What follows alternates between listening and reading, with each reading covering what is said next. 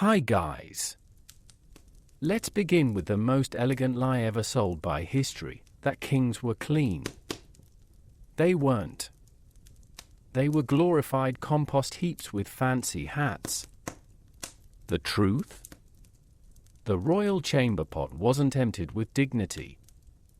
It was tipped straight into the moat. And not because someone forgot where the bin was, no, it was policy. Official, seal-stamped, probably blessed by a nervous monk. You think a moat keeps out invaders? Try a moat thick with yesterday's soup, last night's wine, and the king's personal contribution to national defense. That wasn't sewage, that was strategy.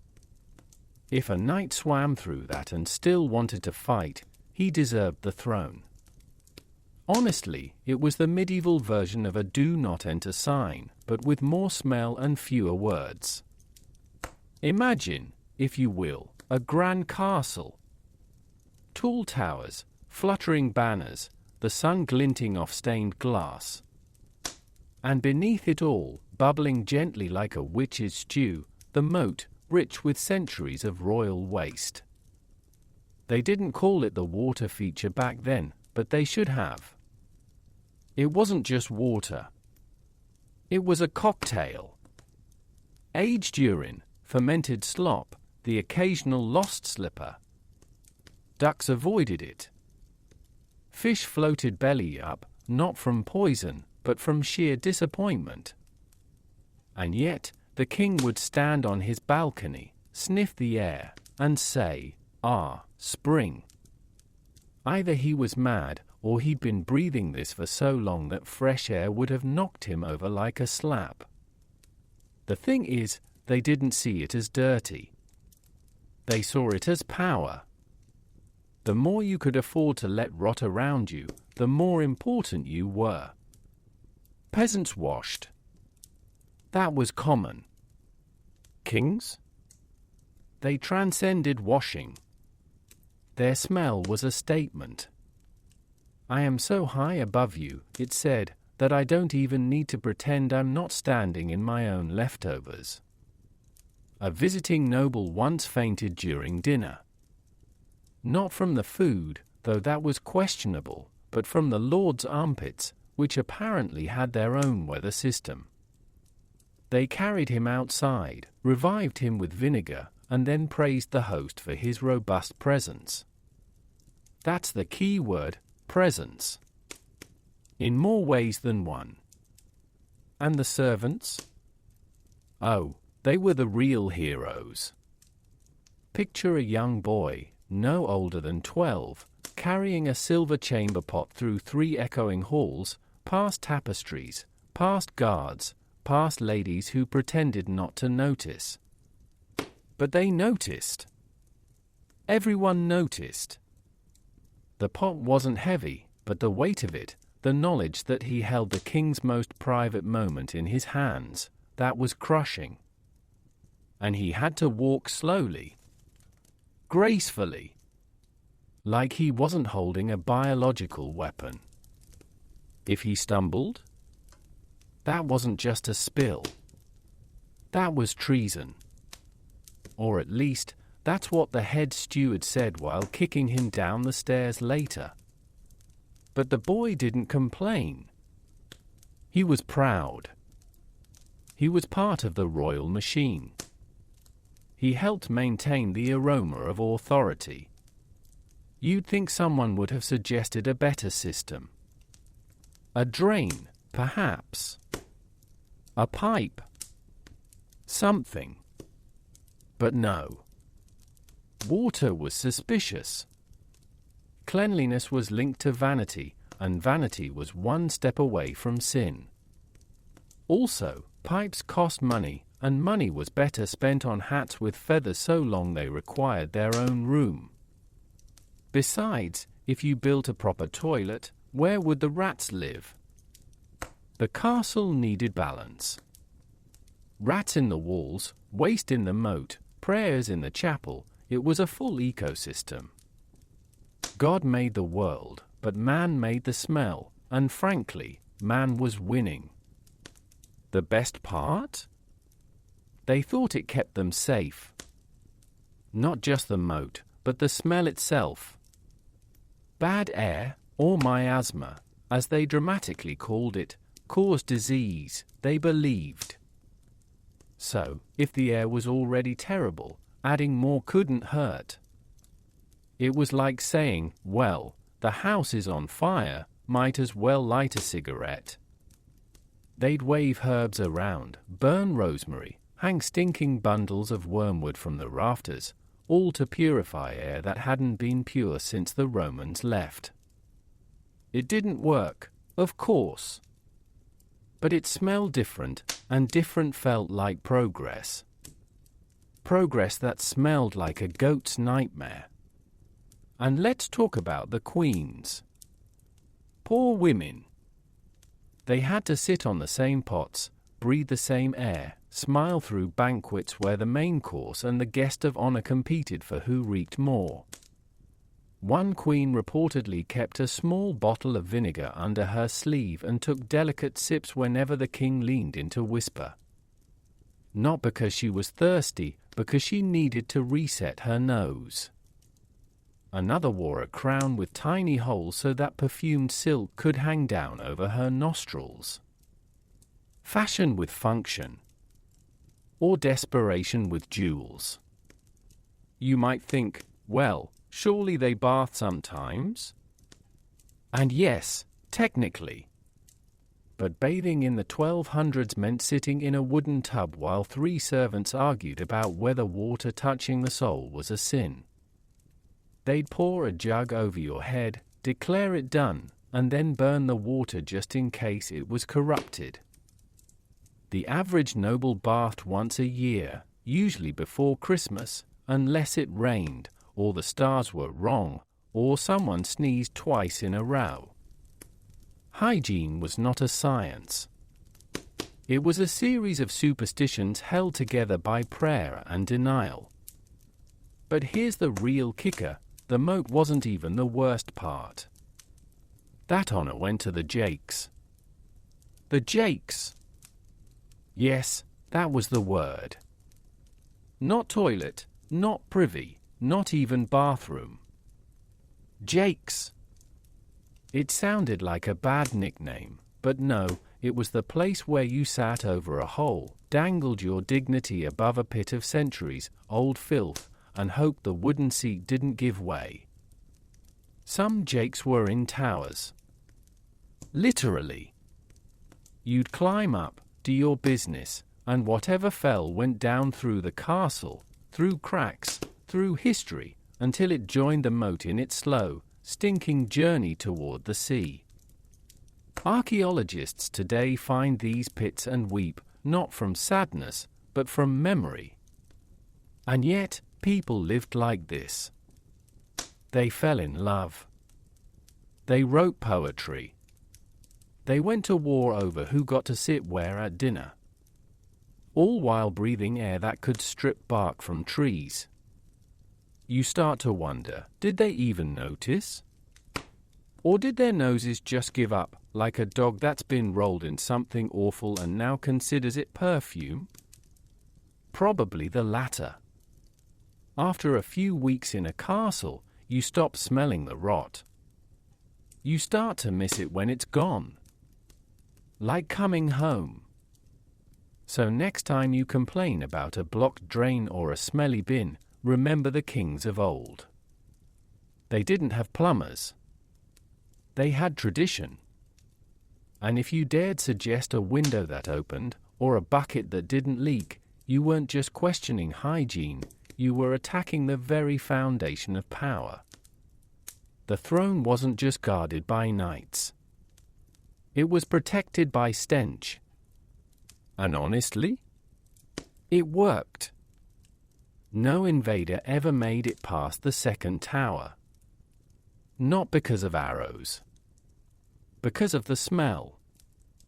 And as the wind carried the royal aroma across the fields, peasants knelt, not in prayer, but in self-defense.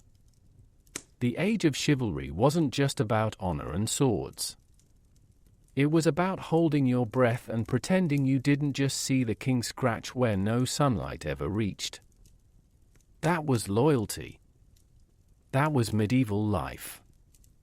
And that, my friend, was the scent of power. Here's a thought that would have made a nobleman faint into his soup: the poor smelled better than the rich. Not because they had better soap, they didn't have soap at all, but because they weren't afraid of water.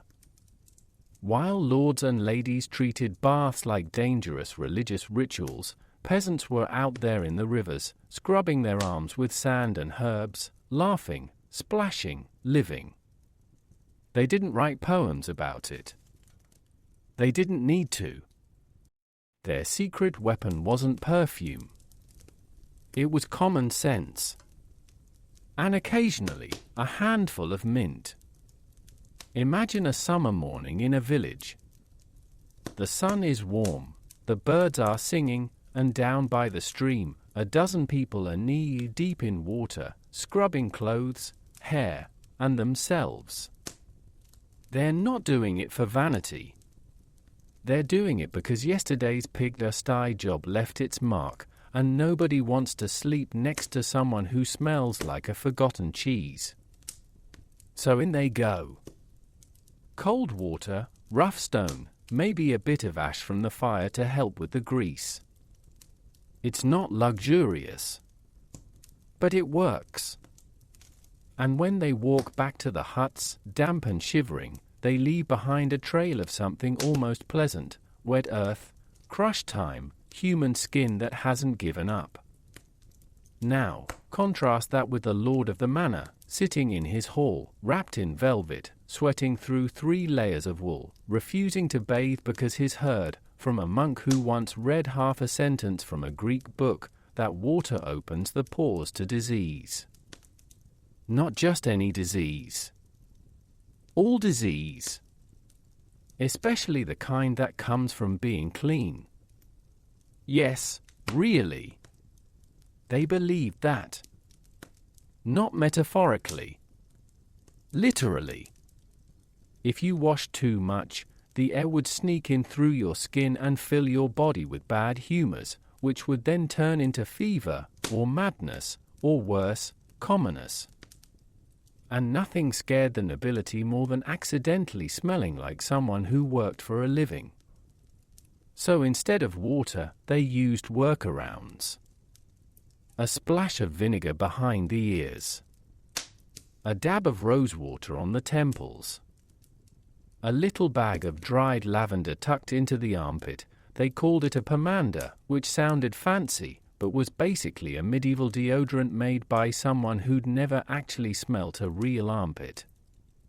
Some pomanders were even made of silver, shaped like apples or skulls, because nothing says I'm fresh like wearing a tiny metal corpse under your arm.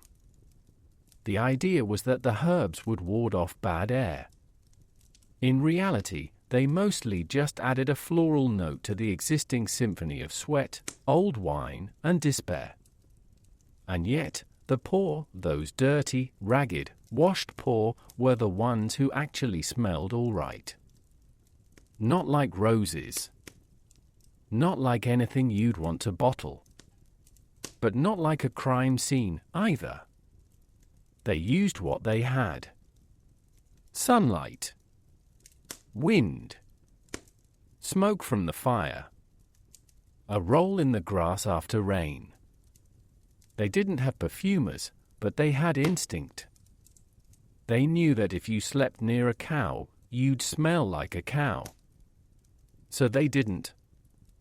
They knew that if you boiled your clothes in herbs, they wouldn't just be cleaner, they'd smell like dinner, which was better than smelling like last week's dinner still stuck to you. The irony? The rich looked down on them for being unclean. They used words like filthy and reeking to describe peasants, not because they were dirty, but because they weren't like them. To a noble, clean skin was suspicious. It suggested independence.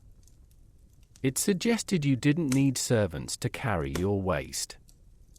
It suggested you might be too healthy, which was basically a personality flaw in a time when illness was a sign of divine attention. If you never got sick, people started to wonder, are you even trying to be holy?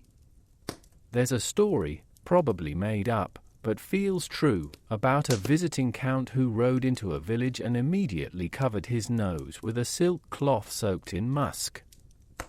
"Good heavens," he said, "what is that smell?"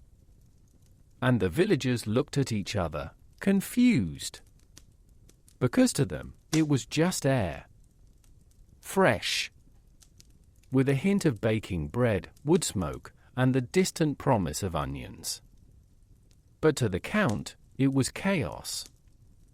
It wasn't controlled stench. It wasn't layered, like in a castle, where you had the base note of mildew, the middle of fermented rushes, and the top of human breath that hadn't been cleaned since the Crusades. No, this was natural. And nature, to a nobleman, was just God's first draft. Still, the poor didn't brag about their hygiene. They didn't need to. They lived in a world where function beat fashion. If your feet stank, you washed them. If your shirt reeked, you boiled it. If your neighbor smelled bad, you told them, politely, and offered a sprig of sage. No drama. No theology. Just life. Meanwhile, in the castle, they were holding debates about whether bathing on a Tuesday might anger the saints. One bishop claimed that regular washing led to lustful thoughts. Another said it weakened the soul. A third, more practical one, just said, "I tried it once and my wig fell off, and that was enough to ban it for another 50 years. And let's talk about hair. Noble hair was a fortress. Layers of grease, powder, pins, and prayers held it in place for weeks. Washing it? Out of the question. It would take days to rebuild. So instead, they covered it. Wimples, veils, hats with feathers that could blind a horse. The goal wasn't beauty, it was containment. Keep the smell in, the bugs out, and the illusion alive. Peasants, on the other hand, cut their hair short, combed it with bones, and let the wind do the styling. And when they got lice, they dealt with it. Not with incantations, but with nit-picking and hot water. Simple. Effective. Humiliating? Maybe. But less humiliating than pretending your wig was resting when it was actually being scraped clean in a back room. The real tragedy is that this fear of water lasted for centuries. Not because there was evidence. Not because people were sick after bathing, they weren't. But because the idea took root, cleanliness is rebellion. If you wash, you're saying the world isn't filthy by design. You're saying you can improve on God's mess. And that was dangerous. So they didn't. They sweated. They itched. They waved herbs and muttered prayers and called it hygiene. And all the while, down by the river, children played in the shallows, their skin clean, their laughter loud, their smell, honestly, not far off from what you'd want in a human being. Not perfect. Not perfumed. But alive. Not hiding from the world, but part of it. They didn't fear the water. They thanked it. And when they walked back to their homes, damp and happy, the air around them was lighter. Not because of magic. Not because of status. Just because they'd had the courage to get wet. So the next time you step into a shower and think, modern luxury, remember this, the idea of washing yourself wasn't invented in the 1800s. It was remembered. Dragged back from the peasants, the riverbanks, the forgotten corners of common sense. The nobles had the money, the power, the crowns. But the poor? They had the noses. And in the end, they were the ones who knew, sometimes, the cleanest thing you can be is honest. Even if you're standing in a cold stream, shivering, with a bar of ash and a dream. And as the sun set over the fields, and the smoke rose from 100 small fires, the smell wasn't grand. It wasn't royal. But it was real. And in a world built on lies, that was the rarest perfume of all. Here's a fact that would make a saint blush: the holier the place, the worse it smelled. Cathedrals, chapels, abbeys, these were not houses of God so much as houses of mildew. The air inside wasn't just thick with prayer. It was thick with sweat, damp stone, and the quiet despair of people who'd been kneeling on cold floors since dawn. And the smell?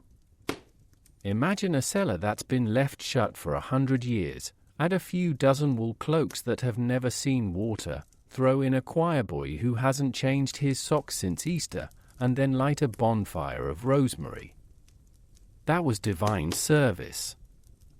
That was worship. You'd think a place meant for purity would be clean. But no. The church didn't fear dirt. It feared doubt. And so, while it could ban dancing, forbid bathing, and excommunicate a man for missing Mass, it couldn't quite figure out how to stop the smell. It wasn't from sin, though they blamed that too. It was from people. Hundreds of them, packed together, breathing, sweating, praying, occasionally fainting. The pews weren't just wooden, they were seasoned. Decades of bodies pressing into the same spots, leaving behind layers of grease, hair, and something the sexton called spiritual residue. Probably best not to ask. And the stone, oh, the stone. It looked majestic. Cold, grey, carved with angels and demons and scenes of eternal punishment. But touch it, and your fingers came away damp. Not from tears of repentance. From weeping walls. The church was always wet. Rain seeped in. Breath condensed on the arches. Candles dripped wax that never hardened because the air was too thick. It wasn't a building. It was a living thing, breathing in the prayers and breathing out a fog that smelled like forgotten laundry and regret. But here's the real trick: they knew it stank. And instead of opening a window, which would have helped, they decided the problem wasn't the air. The problem was that the air wasn't holy enough. So they burned incense. Not a little. Not just on special days. They burned it like it was going out of fashion, which, in a way, it never did. Thick, greasy smoke curled up to the rafters, clinging to the frescoes, staining the saints' faces a gentle yellow. The idea was that the sweet smell would drive out the bad air. In reality, it just mixed with it. Like trying to hide onions by spraying perfume on them. Now you don't just smell onions. You smell fancy onions. Incense wasn't spiritual. It was survival. The priest swung his censer like a man fending off bees, sending clouds of myrrh into the pews like a fog machine at a very serious concert. If you could still smell feet after that, you were either blessed or cursed, probably both. The congregation sat there, eyes watering, noses twitching, pretending to be moved by the sermon, while really just wondering if the smell was supposed to make them holy or make them vomit. Some wept. Not from guilt. From smoke inhalation. And the robes, don't get me started on the robes. The bishop's vestments weren't washed. They were aired, which meant they were taken outside for an hour, slapped a few times, and then put back on, still holding the essence of 100 sermons, spilled wine, and the bishop's own unique contribution to the atmosphere.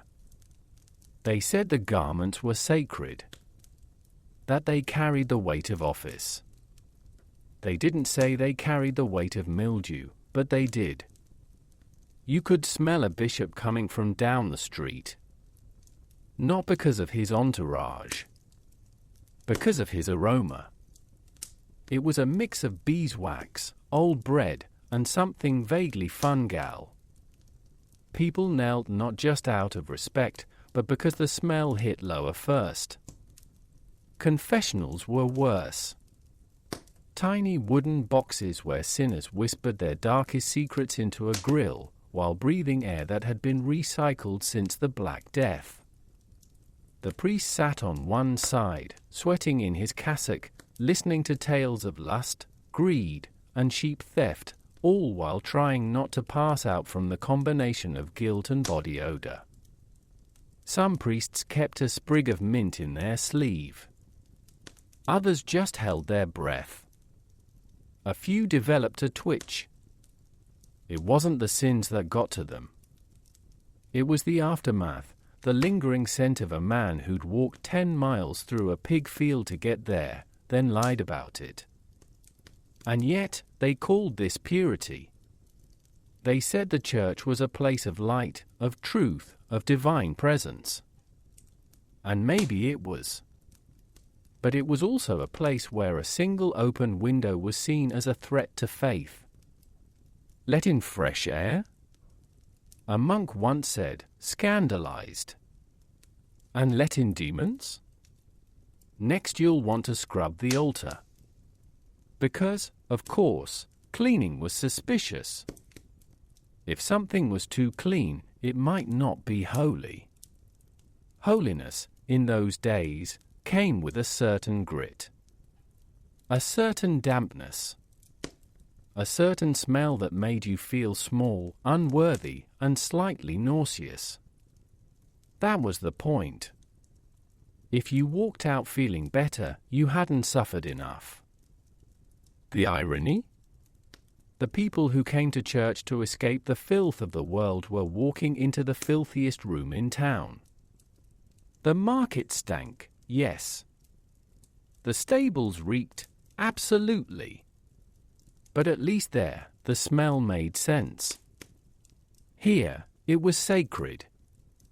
They didn't clean the floors because dirt showed humility.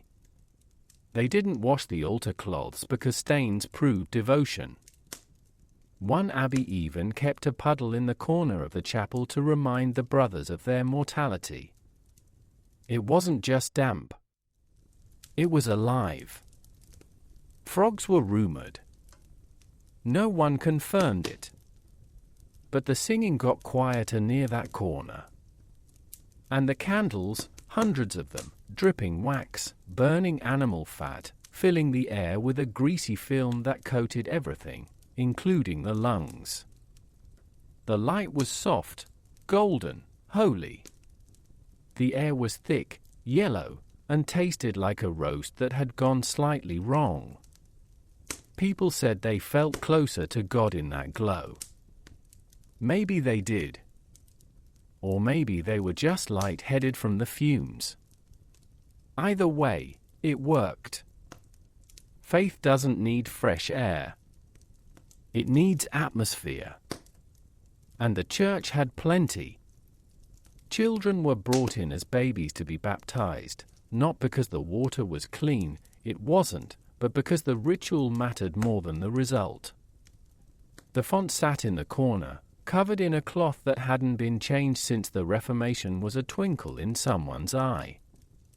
The water inside was stale, cloudy, and possibly home to a small civilization. But no one complained. To question the font was to question grace.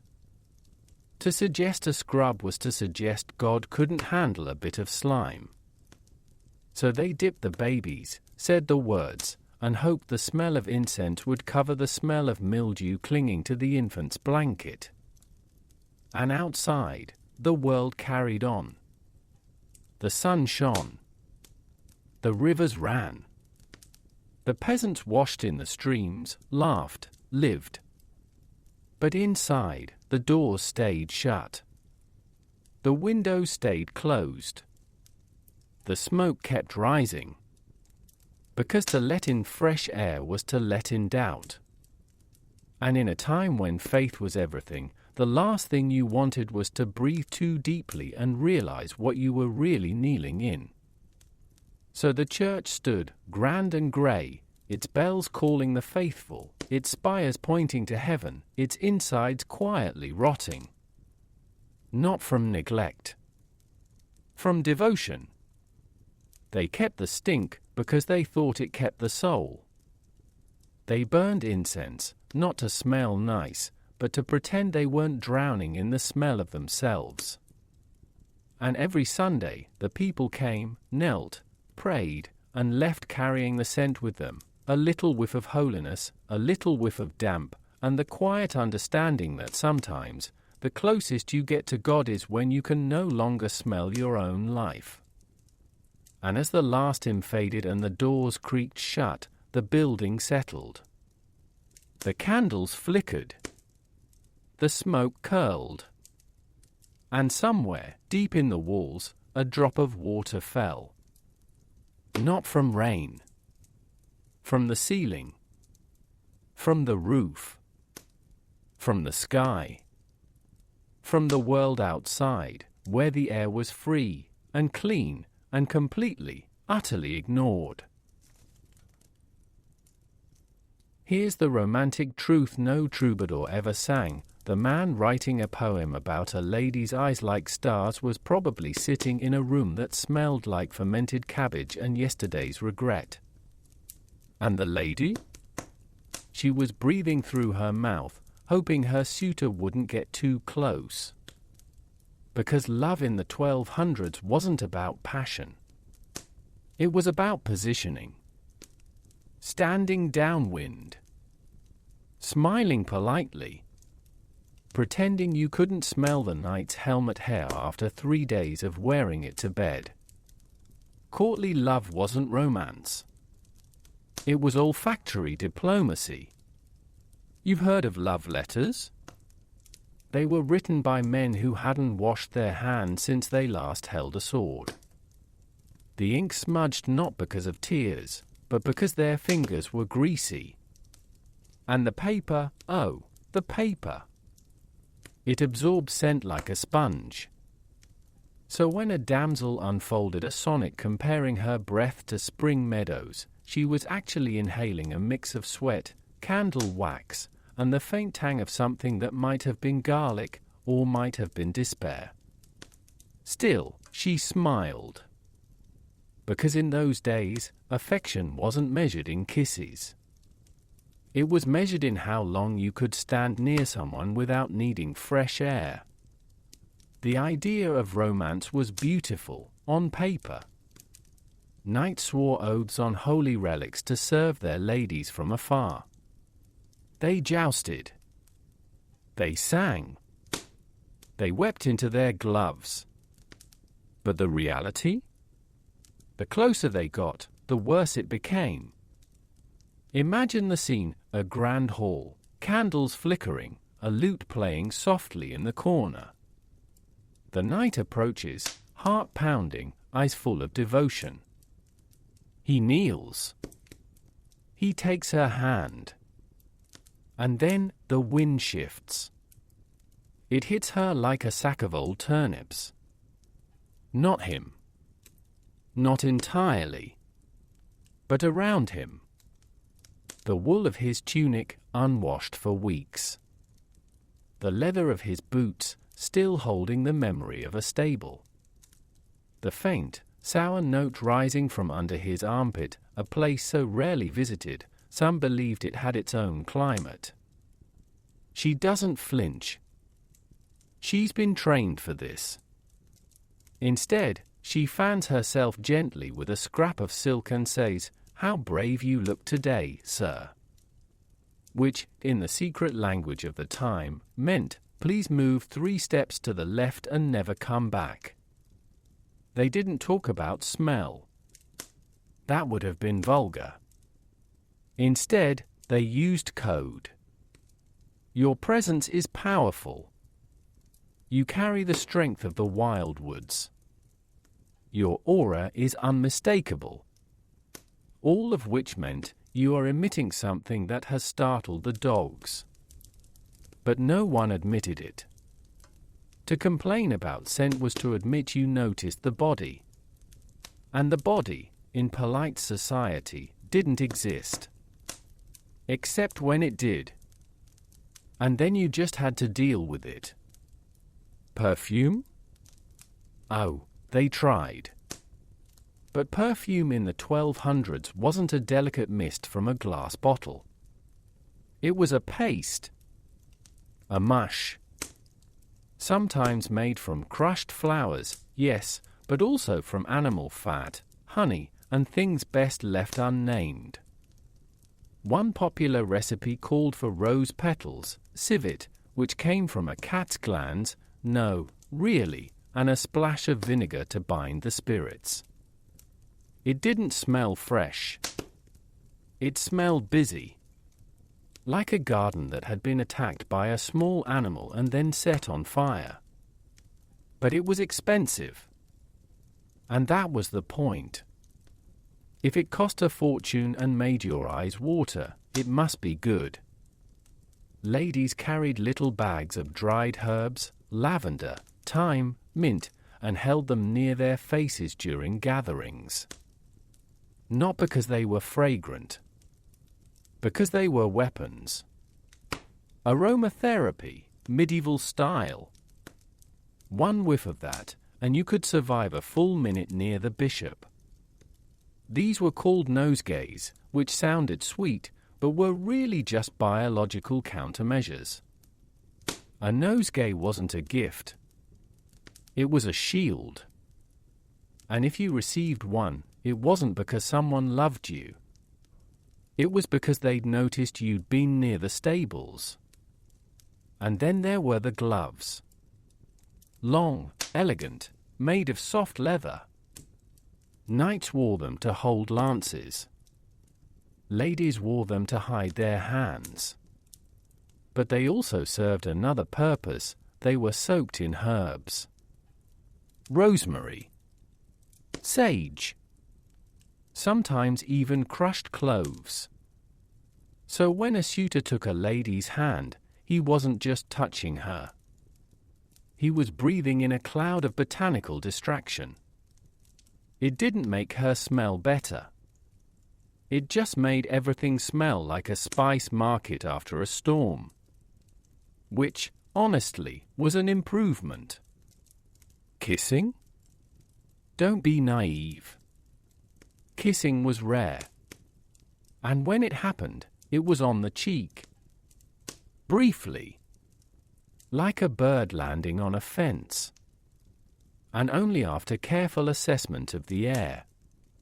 A proper courtship could last years, not because of obstacles or family feuds, but because neither party could get close enough without wanting to escape.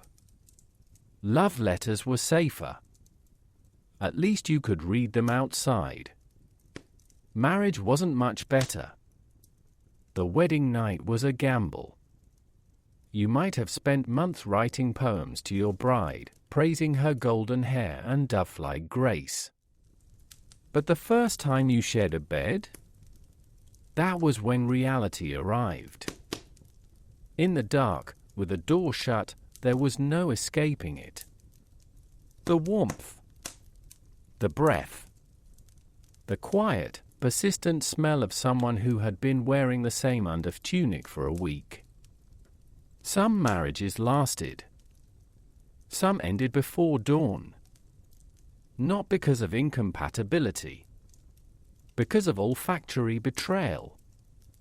And yet, they believed in love. Truly. They just believed in it from a distance. like admiring a painting through a window. You could feel moved. You could be inspired. But you didn't have to touch it. That was the secret of medieval romance. It worked best when no one got too close. Emotion thrived in the open air. Affection bloomed in the breeze. And if you had to whisper sweet nothings, you did it from across the room, preferably with a light wind at your back. One poet wrote that his lady's breath was like the first wind of April over blooming hills. A beautiful line. Poignant. Romantic. And completely, utterly false. Her breath was probably sharp with onions and weak wine. Her teeth were not white. They were present. And her mouth hadn't been near water in days. But he didn't know that. He saw her from afar. He heard her voice. He imagined the rest. And that was enough. Imagination was the best deodorant of all. They didn't need closeness. They needed idea. The idea of beauty. The idea of purity. The idea of a woman who smelled of roses, even if the only rose nearby was dead and stuck to a wall. The truth didn't matter. The dream did.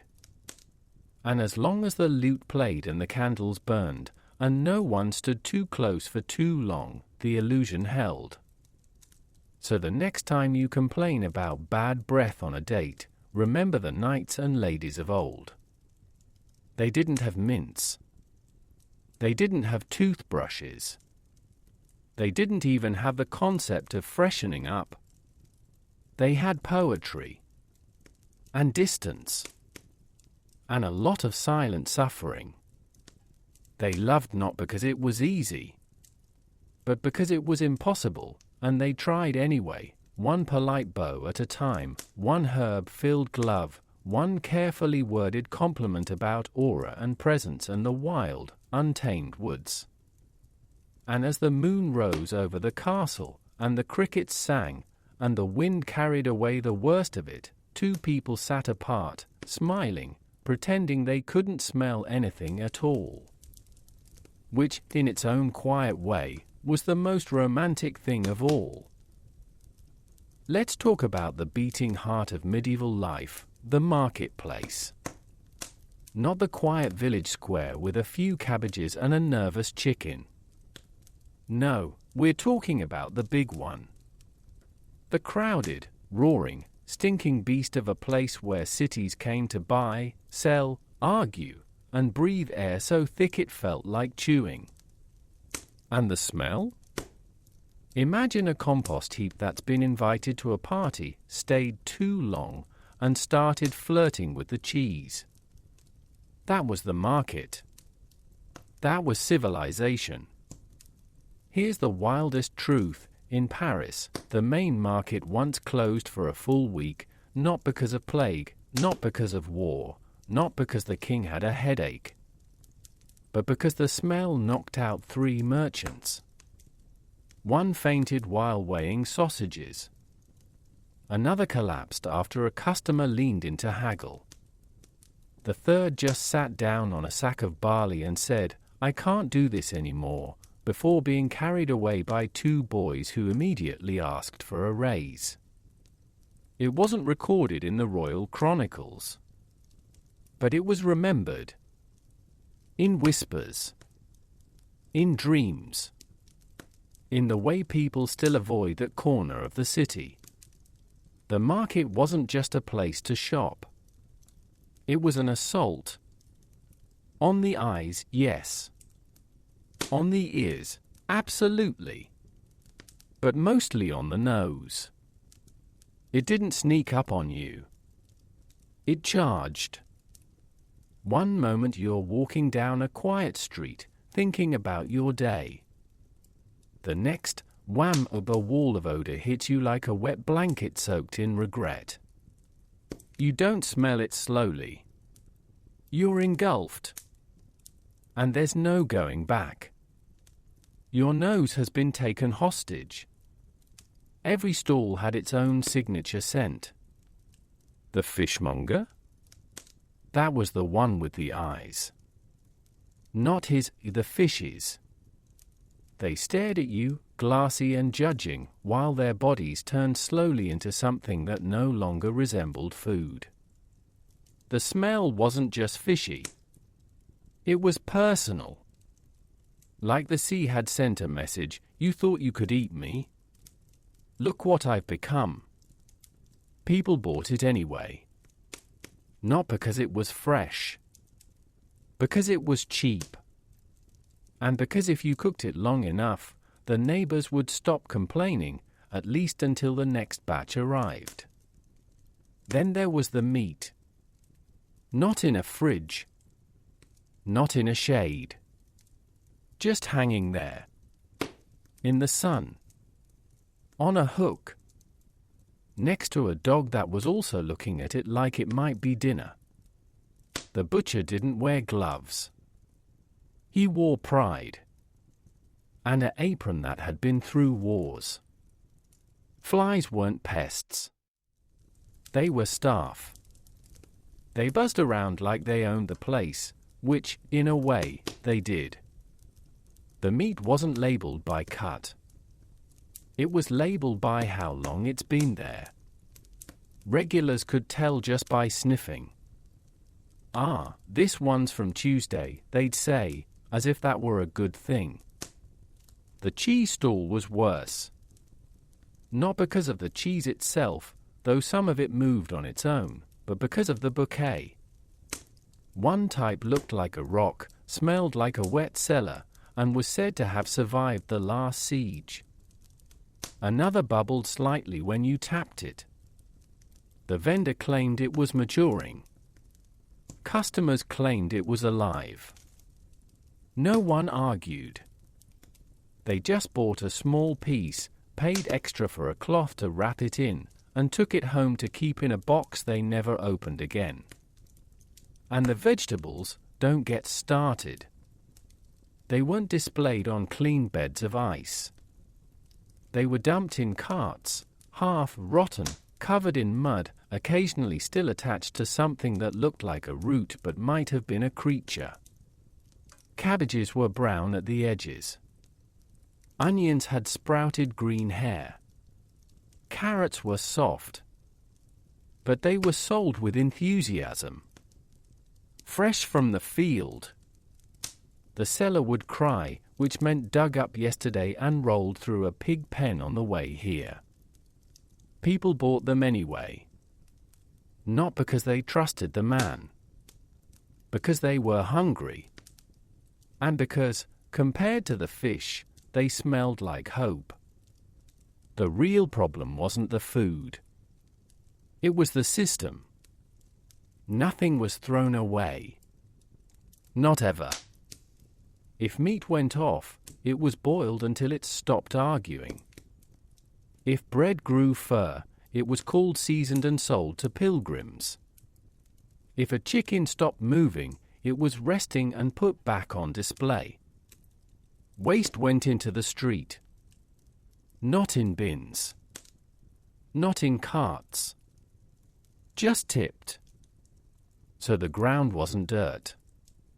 It was a kind of soup.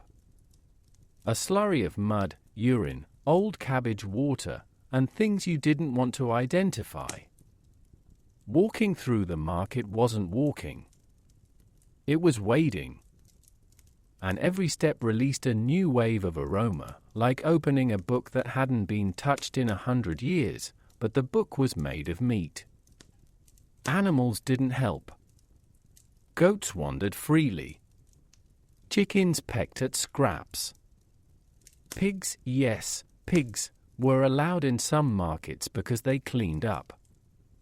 Which they did. By eating the rot, rolling in the slop, and then being sold as meat. It was a full circle. A dirty, stinking, slightly squealing circle. One man reportedly tried to sell a pig he'd just seen eat a dead rat. "It's lean," he said, "and full of protein." He was arrested, not for the rat, but for false advertising. The pig was clearly not lean. Traders held cloths to their faces. Not masks. Just rags. Some soaked in vinegar. Others in wine. A few used herbs, crushed in their palms and rubbed under the nose like war paint. It didn't work. But it made them feel prepared. Like soldiers going into battle. And in a way, they were. The market wasn't commerce. It was survival. You went in with a list. You came out with something that might be what you wanted, and a smell that stayed in your clothes for days. Children ran through the chaos, laughing, chasing chickens, stepping in things they didn't notice. They didn't mind the smell. They didn't know any different. To them, this was normal. This was life. They'd grown up breathing air that could peel paint. Their noses had given up. Their parents said it was character building. Really, it was just building a thick, invisible layer of stench that followed them everywhere, like a loyal, terrible pet. And yet, the market never closed. Not for long. Because hunger is stronger than pride. And cheaper than perfume. People came back. Every day. They held their breath. They looked up. They pretended not to notice the fly in their soup. And they smiled. Not because they were happy. Because if you frowned, you might breathe in too deeply. The market was chaos. It was filth. It was alive. It smelled like the end of the world and the beginning of dinner. And somehow, it worked. Not because it was clean. Not because it was safe. But because it was there. A place where life, in all its messy, stinking glory, refused to be polite. And as the sun set and the stalls were cleared, or mostly cleared, the wind would sometimes shift. Just for a moment. And you'd catch a whiff of something clean. A flower in a window.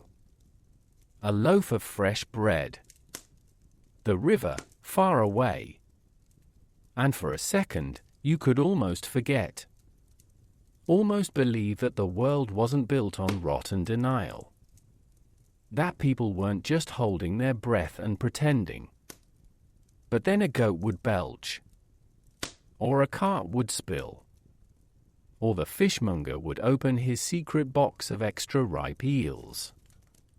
And the truth would return. Heavy. Wet. Inescapable. The market wasn't just a place to buy food. It was a reminder. That civilization is thin. That order is temporary. And that no matter how many poems you write about roses, sometimes you just have to live in the stink and haggle your way through it.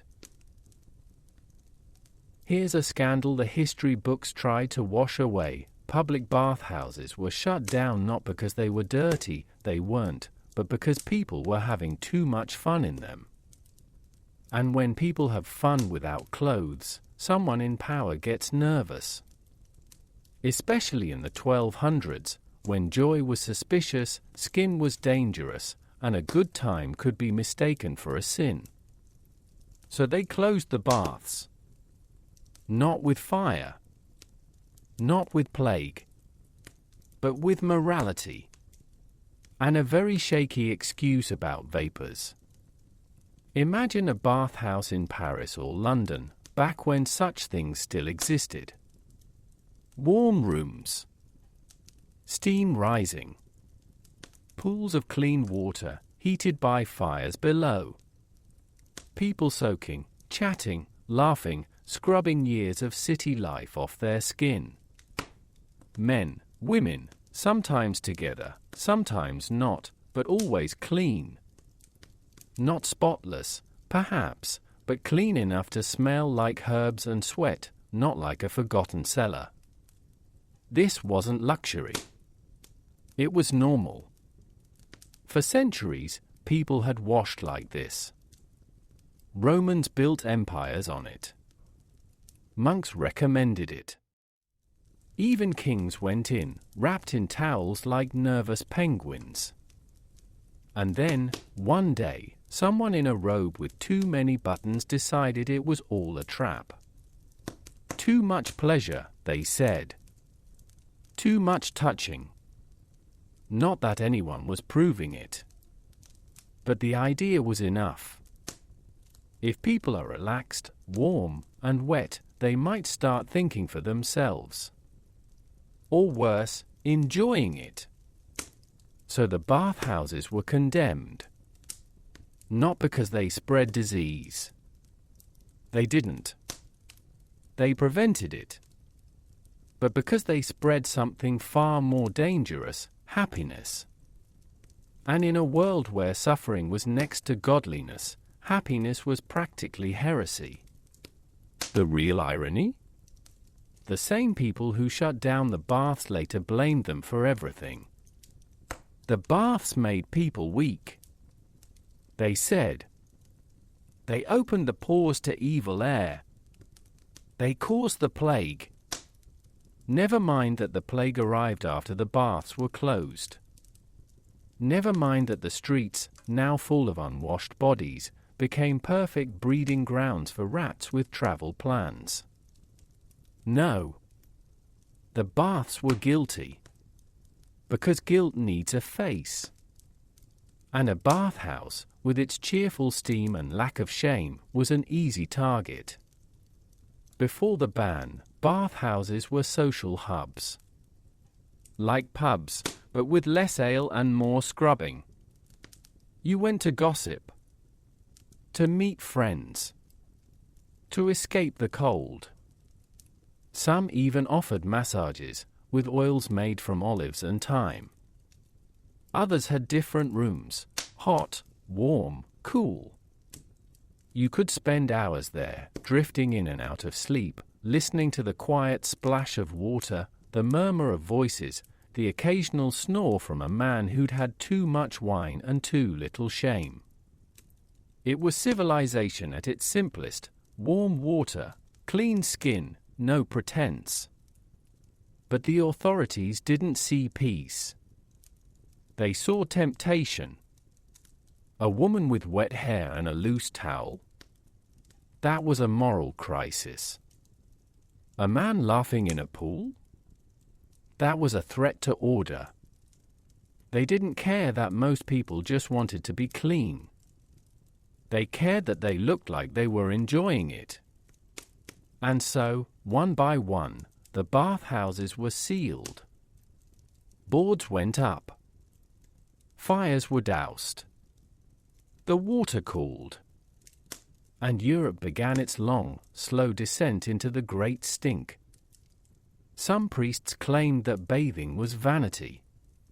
That to care about the body was to neglect the soul. Let the filth remain, they said, as a reminder of our sin.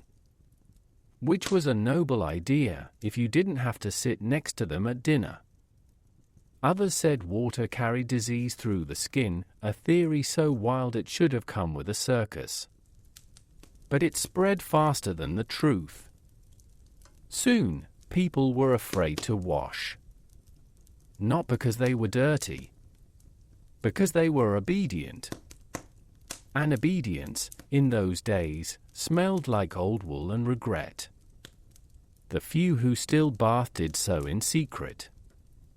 A quick scrub behind a curtain. A dip in a river at dawn. A sponge with warm water, used quickly, quietly, like a forbidden prayer. And even then, they felt guilty. Not because it was wrong, but because it felt too good. Pleasure had become the enemy. Clean skin was suspicious. If you smelled fresh, people looked at you sideways. "What are you hiding?" their eyes said. "Why do you care so much?" In a world that worshipped suffering, cleanliness was practically a confession. And yet, the memory of the baths lingered. Old men would whisper about the steam rooms, the warmth, the way your muscles forgot their pain. They had water that bubbled like soup, one said. And a man would rub your back with a stone that wasn't sharp, but knew your bones. It sounded like heaven. Or madness. Or both.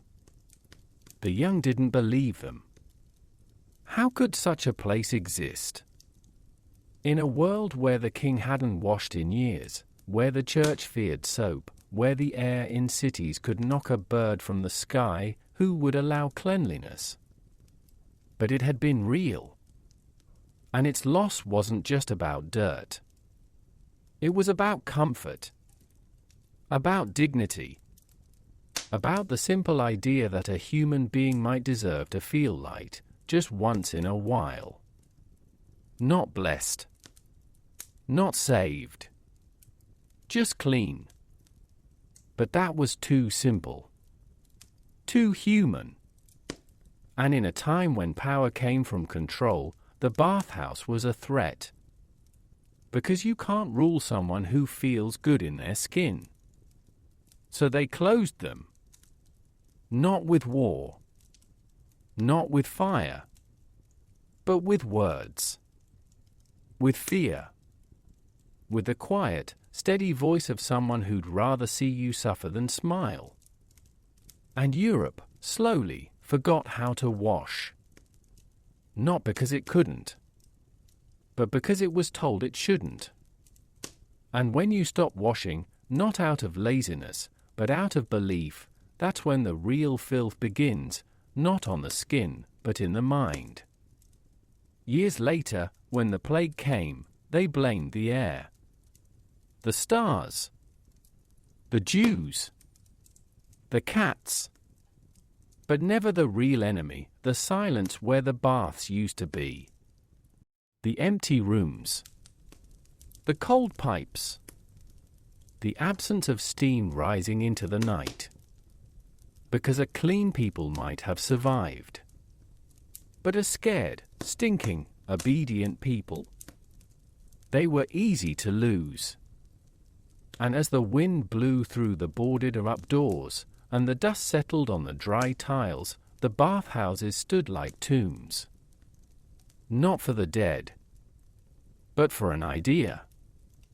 That joy, warmth, and clean skin were not sins. That sometimes, the most rebellious thing a person can do is simply take a bath. And somewhere, deep in the memory of Europe, the steam still rises. Quiet. Warm. Impossible to hold. But impossible to forget. Here's a secret the portraits never show. The most important skill among nobles wasn't swordplay, horsemanship, or knowing which fork to use when forks hadn't been invented yet. It was breathing through the mouth while looking like you'd never heard of lungs. A nobleman's true talent wasn't in ruling. It was in endurance, specifically, the ability to stand in a room full of stewed cabbage, old wine, and the quiet decay of human underarms, and still appear divine. It was an art. A silent, wheezing art. And it was taught from childhood. Imagine a young lord, no older than 10, being trained in the royal chambers. Not in reading. Not in prayer. But in presence. Head high, the tutor would say. Back straight. Smile slightly. And for God's sake, don't sniff. Because sniffing was weakness. Sniffing meant you noticed. And noticing the air was a peasant habit. A noble didn't smell the world. He imposed on it. So the boy learned to breathe shallowly through his mouth, like a fish that had been dragged onto land but refused to admit it. If he gagged, he was punished. Not for being sick. For being rude. The real test came at banquets. Great halls packed with lords, ladies, servants, dogs, and whatever was left of last week's boar. The air wasn't just thick. It was layered. At floor level, damp rushes, trampled by boots, soaked in ale, home to beetles and forgotten bones. Mid-air, the warm cloud of bodies, wool, and sweat that had been building since morning. And above, near the rafters, the lingering ghost of smoke, incense, and something that might have been perfume, or might have been a small animal on fire. To walk into that hall was to enter a living stew. To dine in it was to commit to the lie. And the lie was this: everything is fine. The king sits at the head, crowned, velvet draped, smiling. He does not wrinkle his nose. He does not fan himself. He does not, under any circumstances, suggest opening a window. That would be admitting defeat. Instead, he takes slow, shallow breaths, like a man sleeping with a cat on his chest. His eyes stay calm. His voice stays steady. He raises a goblet. He laughs at a joke. And all the while, his body is screaming air. Clean air. Anything. But his face? His face is a masterpiece of denial. Ladies were even better at it. They had more practice. A noble woman could stand next to a man whose breath could peel varnish, smile, compliment his hat, and mentally compose a poem about distant meadows, all without inhaling deeply enough to trigger a cough. Their secret? The pomander. That little metal ball on a chain, dangling from the wrist, filled with dried herbs, spices, and sometimes a drop of something vaguely citrus. It wasn't jewelry. It was a life support system. She'd lift it to her nose, not too obviously, like she was checking the time, and take a quick, discreet whiff of cloves and regret. Then back to the conversation. "How is your mother?" she'd ask, while her soul fled the room. Some nobles developed techniques. One duke was said to breathe only during thunderclaps, when the noise covered any snuffling. Another blinked 3 times before inhaling, a signal to his body to brace.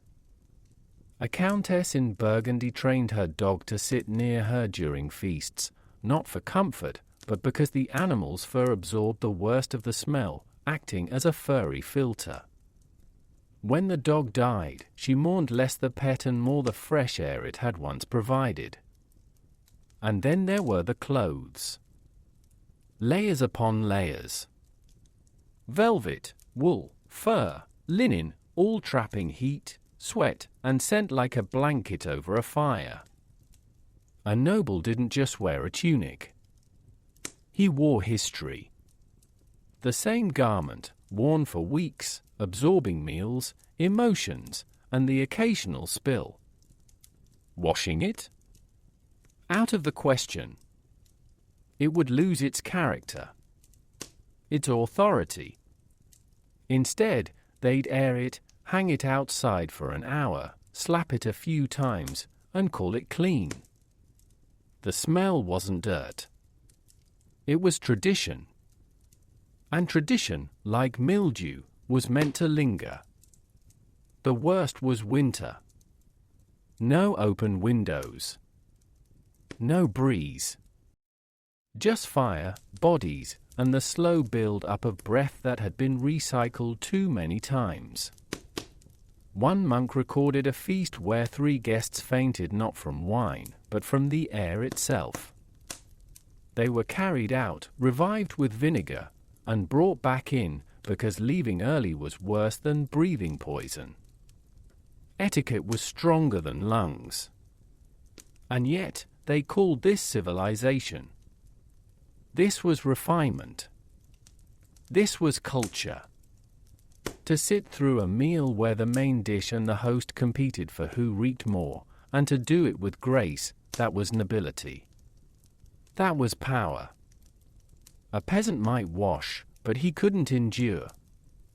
A knight might fight, but he couldn't suffer silently.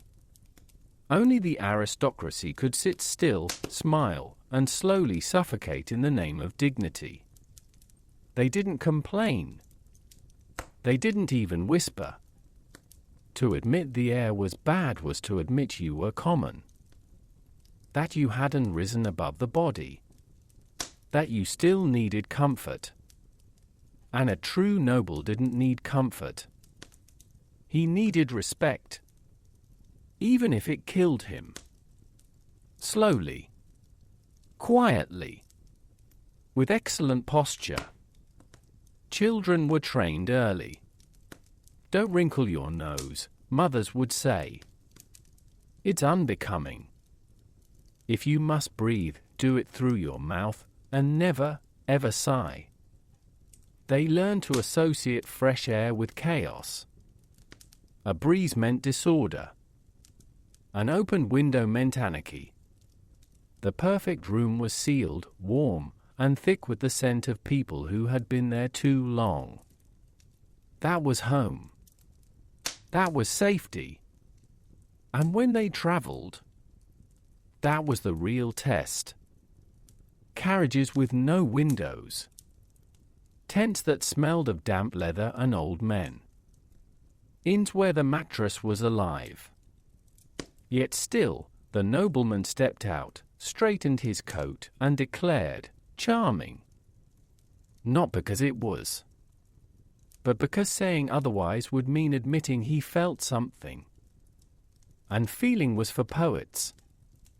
For beggars. For people who hadn't spent years learning how not to. So the next time you take a deep breath and think nothing of it, remember the lords and ladies of old. They didn't have that luxury. They had duty. The duty to stand in a world that stank and pretend it was perfume. To smile at a man whose breath could wilt flowers and say, "You're looking well." To survive not by strength, not by wisdom, but by the quiet, heroic act of not breathing too deeply. And as the candles burned low and the hall emptied, and the last noble finally slipped behind a curtain to gasp like a fish on land, the truth returned. Not in words. Not in laws. But in a single, shuddering breath of air that tasted, at last, like something close to free. Here's the cruelest joke history ever played. When the Black Death arrived, people blamed the air. Not the rats. Not the fleas. Not the fact that everyone had been living in a pile of their own leftovers for centuries. No, they blamed bad air. Miasma, they called it. A poisonous fog of rotten sin that floated through the streets, looking for weak lungs. And so, they did what any sensible medieval person would do, they made the air even worse. They burned herbs. They waved cloth soaked in vinegar. They shut the windows tighter than ever, as if God had sent a plague and the best defense was suffocation. Doctors wore masks shaped like bird beaks, stuffed with lavender, mint, and things they hoped would help. They looked like nightmares with PhDs. And they walked through villages, swinging censers, muttering prayers, and spreading more smoke, and not to cure the sick, but to drown out the smell of death. Which, ironically, only made the air more poisonous. But at least it smelled expensive. The truth? The air wasn't the killer. It was just the messenger. The real problem wasn't what they breathed in. It was what they were. A continent of people who hadn't washed properly in generations. Who lived in houses where the floor was a mix of mud, waste, and last Tuesday's soup. Who shared beds, clothes, and breath like it was normal. And it was normal. That was the tragedy. The filth wasn't an accident. It was routine. A way of life built on fear, faith, and the quiet belief that suffering was holy. And then, the plague came. And for the first time in centuries, something was worse than the smell. It moved fast. Silent. Relentless. One day, a man was arguing over a chicken. The next, he was a sack of fever and blackened skin. Bodies piled up. Not in graves. In streets. In doorways. In the corners of churches where the incense had finally given up. And the smell? It wasn't just decay. It was change. A new stench, deeper than the old ones. The smell of a world that had stopped pretending. But here's the strange thing, as the death toll rose, the air began to improve. Not because people were cleaner. Because there were fewer of them. Fewer bodies. Fewer feasts. Fewer lords holding their breath at banquets. The streets were quieter. The markets half empty. The castles cold. And in that silence, something rare happened. The wind could finally move. No more crowds. No more stewed cabbage. No more chamber pots tipping into moats like it was a royal tradition. Just wind. Real, open, clean wind. Blowing through empty halls, across abandoned fields, past houses with doors left open. For the first time in memory, you could walk outside and not feel like you were swallowing a blanket. You could breathe. Deeply. Without thinking. Without punishment. And no one celebrated. They were too afraid. Too broken. But somewhere, deep in the lungs of Europe, a reflex returned. The simple act of filling your chest with air that didn't taste like regret. Children who survived grew up knowing less fear, less ritual, less stench. They didn't know it then, but they were the first to live in a world where clean air wasn't a sin. The church blamed sin. The kings blamed foreigners. The doctors blamed the stars. But the rats, quiet and efficient, knew the truth. They hadn't brought the plague. They'd just moved in. The house was already ready. Warm. Crowded. Full of food and filth. A perfect home. And when the humans started dying, the rats didn't cheer. They just kept eating. And living. And being, frankly, more sensible than anyone else. After the worst had passed, people came back. Slowly. Cautiously. They rebuilt. They replanted. They even, in some places, started washing again. Not because they suddenly loved water, but because the old rules had broken. The idea that dirt was holy?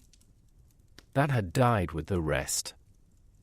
If God had wanted them to suffer, why save some and not others? Maybe, just maybe, he preferred clean sheets. Bathhouses didn't return overnight, but the fear of them faded. The idea that joy was dangerous, less convincing when half your family was gone. And so, quietly, the world began to change. Not with a revolution, not with a sermon, but with a breath. A deep one. The kind that fills your chest and doesn't burn. They didn't realize it then, but the plague had done something no king, no pope, no poet ever could. It made space. Space for air. For silence.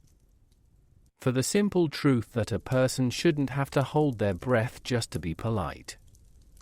And as the years passed, the stories of the great stink began to fade. Not because they weren't true, but because they became unbelievable. Parents would tell their children about a time when no one washed, when windows stayed shut, when the smell of a castle was its best defense. And the children would laugh. That's not real, they'd say.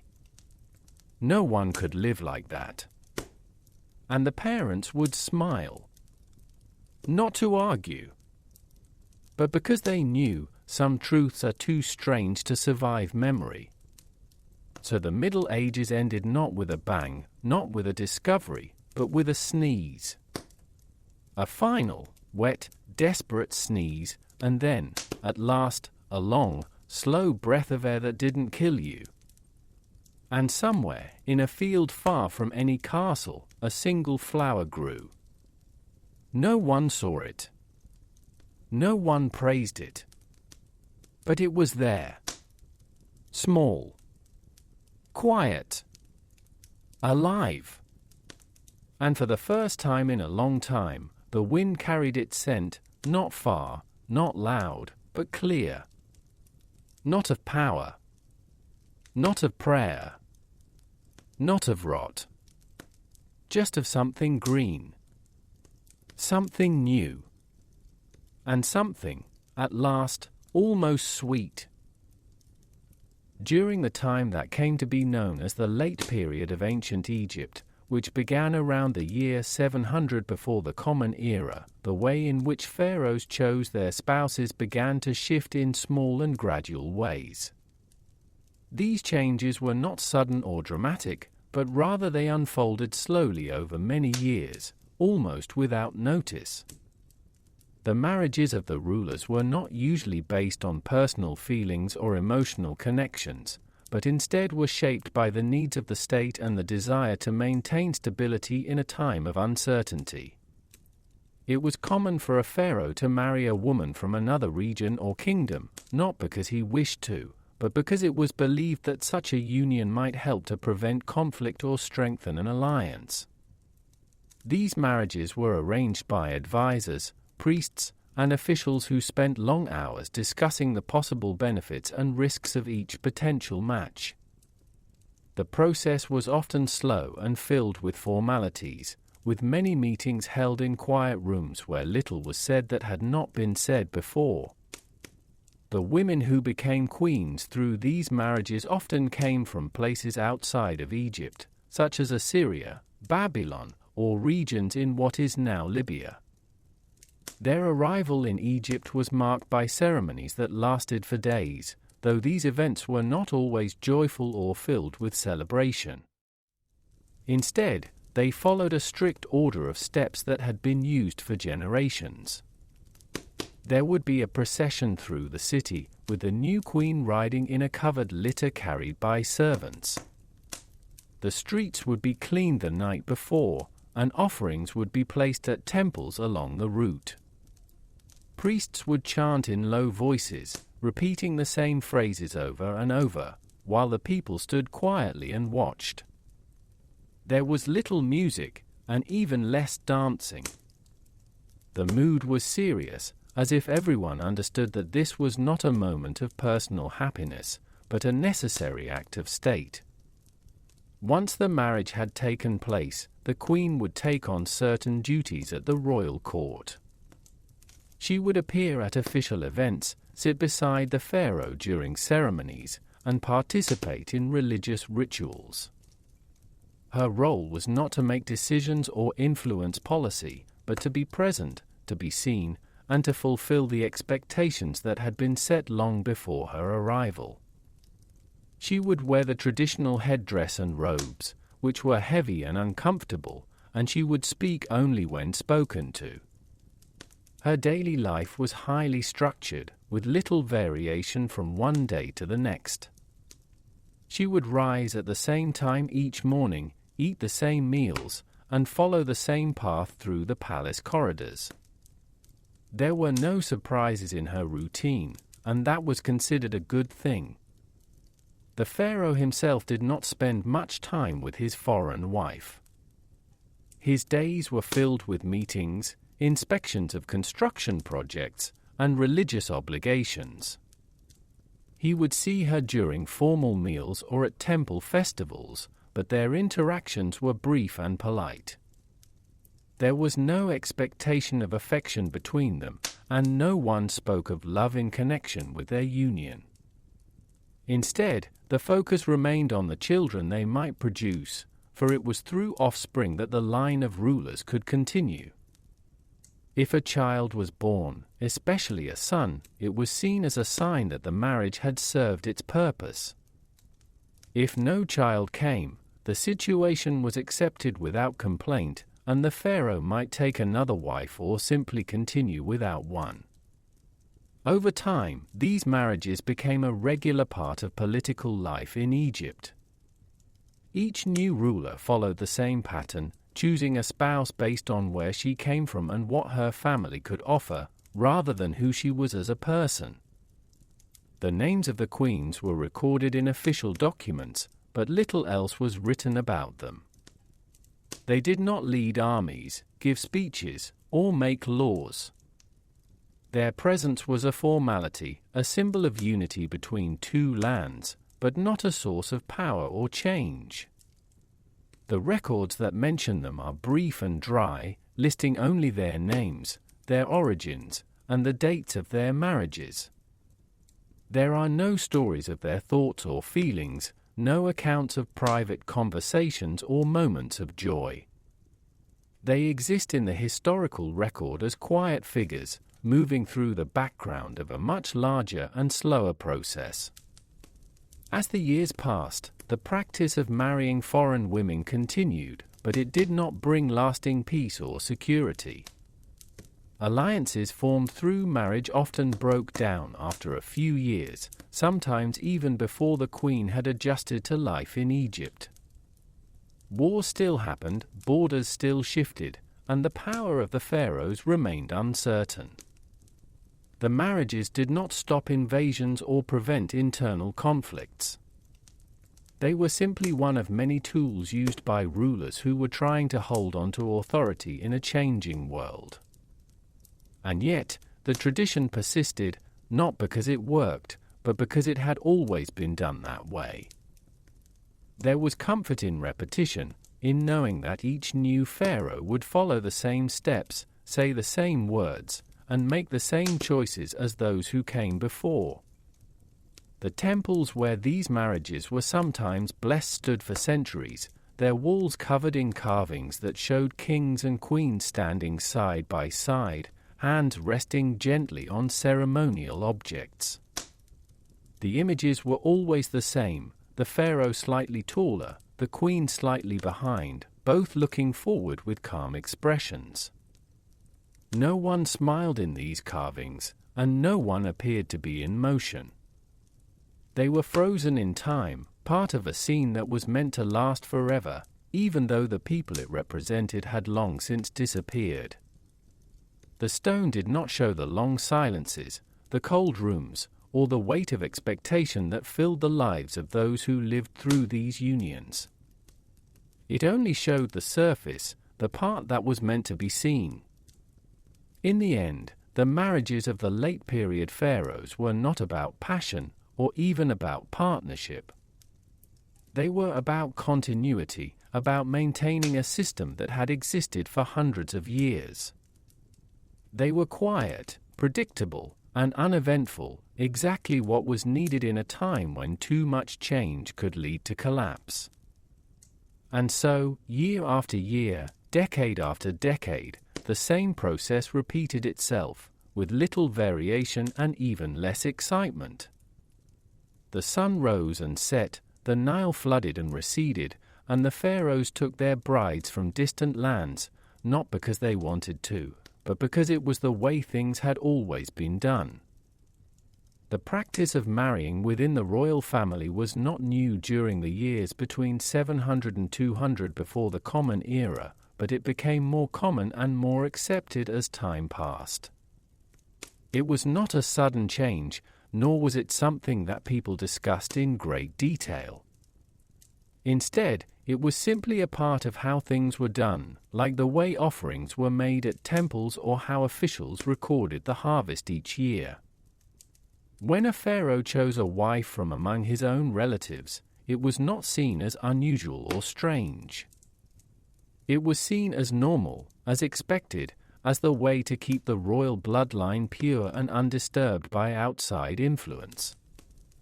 The idea was that power and authority should remain within the family, not be shared with people from other regions or other lineages.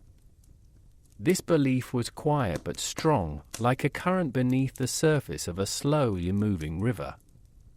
Most often, these internal marriages involved a brother and a sister, or sometimes a man and his half-sister. The children born from such unions were considered to be of the highest status, because both parents carried the royal title and the sacred connection to the gods. There was no concern about the health of the children or the long-term effects of such unions. These ideas did not exist in the way they do today. Instead, people believed that the royal family was different from ordinary people, that they were protected by divine favor, and that their blood was not subject to the same rules as others. The gods had married among themselves in the old stories, and so it made sense that the pharaoh, who was seen as a living god, should follow the same pattern. The marriages themselves were quiet events. There was no large celebration, no public festival, no procession through the city. The ceremony took place in a small room within the palace, often in the early morning when the light was soft and the air was cool. A priest would be present, dressed in plain linen, and he would speak in a low voice, reciting words that had been used for generations. The bride would wear a simple white robe, and the groom would wear the same ceremonial collar he wore every day. There were no rings, no exchange gifts, no vows that required emotion or personal promise. The act was formal, brief, and final. Once it was done, the couple would return to their usual routines, as if nothing had changed. Life after the marriage followed a predictable path. The wife would move into a room near the pharaoh's chambers, but they did not spend much time together. Their interactions were limited to official appearances, religious duties, and occasional meals held in the presence of court officials. There was little conversation between them, and even less affection. The purpose of the marriage was not companionship, but continuity. The hope was always that a child would be born, preferably a son, who could one day take the throne. Until that happened, the queen would continue her duties, which included making offerings at temples, overseeing the royal household, and appearing in carvings and inscriptions that showed her standing behind the pharaoh. The children who were born from these marriages were raised in a highly controlled environment. They did not play with other children, nor did they leave the palace grounds except for rare ceremonial occasions. Their days were filled with lessons in reading, writing, and religious practice, all taught by elderly tutors who spoke slowly and repeated the same information many times. There was no music, no games, no laughter in their education. Discipline was calm but constant, and any sign of disobedience was met with silence, not punishment. The goal was not to make them happy, but to make them ready. They were being prepared for a life of duty, not freedom. As the years passed, the pattern repeated itself with little variation. Each new pharaoh, when he came to power, would often marry a sister or a close female relative. The reasons for this were never explained in detail, but they were understood by everyone involved. It was tradition. It was stability. It was the way to avoid conflict with other noble families who might otherwise claim a share of power through marriage. By keeping the royal line closed, the rulers believed they were protecting the throne from outside influence and internal division. There was no debate about whether this was right or wrong. There was only the quiet acceptance that this was how things had always been done. The temples and monuments built during this time often showed images of the royal family standing together in neat rows, each figure slightly smaller than the one before, as if to show their place in the order of things. The pharaoh stood at the front, the queen slightly behind, and the children arranged in a line to the side. Their faces were calm, their hands held in the same position, their clothing identical in style. These images were carved into stone with great care, but they did not capture any sense of individuality. No one smiled. No one looked to the side. They all faced forward, as if looking into a distant future they would never see. There were no records of private conversations between the members of these families. No letters, no diaries, no personal reflections have survived, if they ever existed. The official documents only mention births, deaths, marriages, and temple offerings. They do not speak of love, or conflict, or longing. They do not describe the long afternoons spent in silent rooms, or the weight of expectation that rested on each new generation. The people who lived these lives are known only by their titles and their relationships: daughter of the king, wife of the ruler, mother of the heir. Their names are listed in inscriptions, but their voices are gone. Even when illness came, or when a child died young, there was little written about it. These events were recorded in passing, with the same tone as a note about the level of the Nile or the number of oxen in the royal herd. There was no mourning in the texts, no expression of grief. The loss was absorbed into the routine, like a small stone dropped into still water. The family continued, the rituals continued, the days passed one after another without disruption. The idea of personal emotion was not absent, but it was not something that belonged in the official record. Over time, the practice of internal marriage became so common that it was no longer questioned. It was simply part of the structure of royal life, like the walls of the palace or the path to the temple. It did not bring happiness, nor was it meant to. It was meant to preserve order, to maintain the appearance of divine continuity, and to prevent change. And in that, it was successful, at least for a time. The throne passed from one generation to the next, each ruler connected to the last by blood and ritual, each marriage a quiet repetition of the one before. By the time the centuries began to turn toward the year 200 before the Common Era, the tradition was still in place, though the world around it was changing. New powers were rising, new ideas were spreading, and the old ways were beginning to feel heavier, harder to carry. But still, the marriages continued. Still, the same steps were followed. Still, the same words were spoken in the same quiet rooms. There was no rush to end the practice, no sudden realization that it might not be necessary.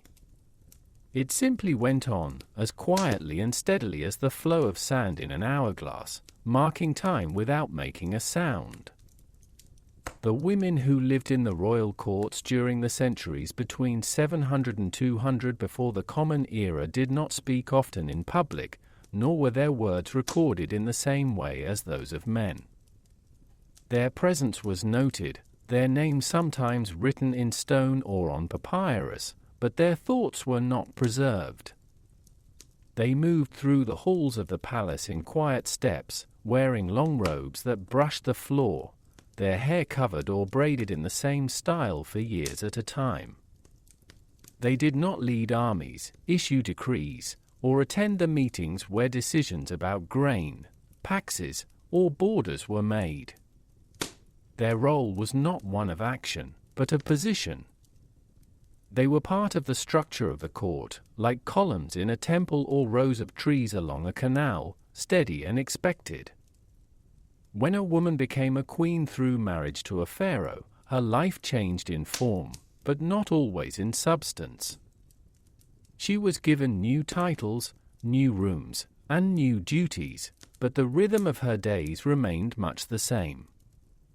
She rose at dawn, performed her ablutions in silence, and dressed in garments that had been prepared the night before. Her meals were brought to her at fixed times, always the same food served on the same plates. She walked the same paths through the palace each day, passing the same statues, the same painted walls, the same guards who stood without speaking. There was little variation in her schedule, and that was considered a sign of order, not boredom. Her main responsibilities involved religious offerings and appearances at ceremonies. She would stand beside the pharaoh during rituals at the temple, holding a small jar of oil or a bouquet of flowers, neither of which she would use. Her presence was symbolic, meant to show that the royal family was complete, that the divine order was being followed. She did not speak during these events, nor did she perform any actions beyond what had been practiced in advance. A priest would guide her steps if she needed to move, but usually she only stood still, looking forward, her hands resting at her sides. The people who watched from a distance saw her as part of the scene, not as a person with a separate will. Some queens were the mothers of future pharaohs, and in those cases, their status was slightly higher. They were referred to with honorifics, their names appeared more frequently in inscriptions, and they were sometimes allowed to oversee parts of the palace household. But even then, their authority was indirect. They did not give orders themselves, but rather approved requests that had already been reviewed by officials. They did not make laws or change traditions. Their influence, if it existed, was quiet and slow, felt more than seen, like a change in the temperature before a storm. It was never spoken of openly, and no records explain how or when a queen might have affected a decision. The marriages that brought these women into the royal family were not based on personal choice. A woman did not select her husband, nor was she asked for her opinion on the matter. The arrangement was made by elders, priests, and senior advisors who considered her lineage, her health, and her family's loyalty to the throne. Once the decision was made, it was final. There was no discussion, no delay, no opportunity to refuse. The marriage would take place on a date chosen by astrologers, at a time when the stars were in a favorable position, though the meaning of those positions was never explained to the woman involved. After the marriage, she would be taught the routines of court life by older women who had held the same role. These instructors spoke in low voices and repeated the same instructions many times. They taught her how to walk, how to stand, how to hold her hands, how to bow, how to remain silent during long ceremonies. She learned which rooms she could enter and which were forbidden, which topics were not to be discussed, and how to respond if someone addressed her directly. Most of her training involved doing nothing, standing still, waiting, listening without reacting. These were the skills that mattered most. There were no celebrations for her arrival, no songs sung in her honor, no public recognition of her individuality. She was not introduced as a person, but as a role, wife of the king, daughter of such and such a noble, bearer of the royal line. Her name was used in official records, but only in connection with the men in her life. She was the sister of a ruler, the mother of a prince, the daughter of a general. Her own identity was not the focus. Over time, she would begin to think of herself in the same way, not as someone with desires or dreams, but as a part of a system that had existed long before her and would continue long after. The children she bore were raised by nurses and tutors, not by her. She might see them each day for a short time, usually in the morning, when they would stand before her and recite a verse or show a drawing they had made. She would nod, say a few quiet words, and then they would be taken away. There was no playing on the floor, no holding, no laughing together. These things were not forbidden, but they were not part of the routine. The children belonged to the state, not to her, and their upbringing was designed to prepare them for duty, not for affection. Some queens lived for many years without ever leaving the palace grounds. Their world was bounded by stone walls and guarded gates. They saw the same faces every day, servants, priests, officials, none of whom spoke to them unless spoken to. They had no friends, no confidants, no companions of equal status. Other women in the court were either servants or distant relatives, none of whom could share their position. Loneliness was not named, but it was present, like dust on a shelf, unnoticed but always there. When a pharaoh died, his wife did not remarry immediately, if at all. She might take on the title of Queen Mother if her son became ruler, or she might retire to a quieter part of the palace, where her duties were reduced to occasional appearances and silent prayers. Her influence, if any, would be at its highest during the early years of a new reign, when traditions were being re-established and advisors were being chosen. But even then, her role was behind the scenes, expressed through small gestures, a look, a pause in conversation. She did not sign documents or attend council meetings. Her presence was felt in the way decisions were framed, not in the decisions themselves. The inscriptions that mention these women are brief and formal. They list their names, their titles, and the names of the rulers they were connected to. They do not describe their appearance, their personality, or their thoughts. There are no stories of private moments, no records of what they said in private rooms. The carvings on temple walls show them standing behind the pharaoh, slightly smaller, slightly to the side, their hands folded in front of them. They are always dressed the same way, always in the same pose, as if they were part of the background rather than the main event. Over the centuries, generation after generation of royal women lived this way. Their lives were long, quiet, and uneventful. They did not seek change, nor were they expected to. They were part of a system that valued stability above all else. Their marriages were not about love or partnership, but about continuity. Their children were not raised for happiness, but for duty. Their presence at ceremonies was not to honor them, but to complete the image of order that the state wished to project. By the time the years approached 200 before the Common Era, the role of royal women had not changed in any noticeable way. The same routines were followed, the same silences observed, the same paths walked. The world outside was shifting, new rulers came from distant lands, new languages were spoken in the streets, new gods were being honored, but within the palace, little was different. The women still stood in the same places, wore the same clothes, and played the same quiet roles.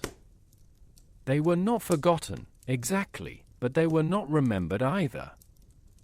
They existed in the space between events, in the silence between words, in the long, slow passage of time that marked the end of an era. When the rulers from the north began to take control of Egypt, the changes that followed were not sudden or dramatic. They came slowly, like the gradual shift in temperature at the start of a new season. The men who came from the land of the Greeks did not destroy the old temples or erase the names of the gods. They did not ban the priests or stop the rituals that had been performed for centuries. Instead, they allowed these things to continue, while quietly placing themselves at the center of power. They spoke a different language, wore different clothes, and followed different customs in private, but in public, they behaved as pharaohs always had.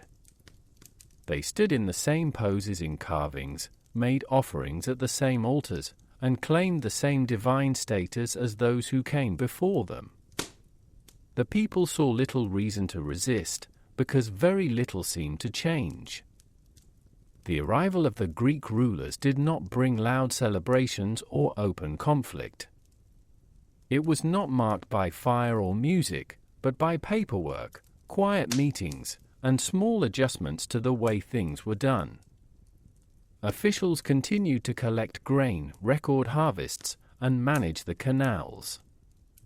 Priests still performed their duties at sunrise. The sun still rose over the desert, the Nile still flooded in its time, and the stars still moved across the sky in the same patterns. Life for most people went on as it always had. The difference was in the names at the top of the lists, in the way orders were now written in 2 languages, and in the slow appearance of new faces in the palace. One of the first changes, though it was not noticed at first, was in the way marriages were arranged. The new rulers, who called themselves kings but were also called pharaohs, did not always marry women from distant lands or from Egyptian noble families. Instead, they often chose women from their own circle, from among those who had come with them from the north. These women spoke Greek, wore different styles of clothing, and followed customs that were unfamiliar to the people of Egypt.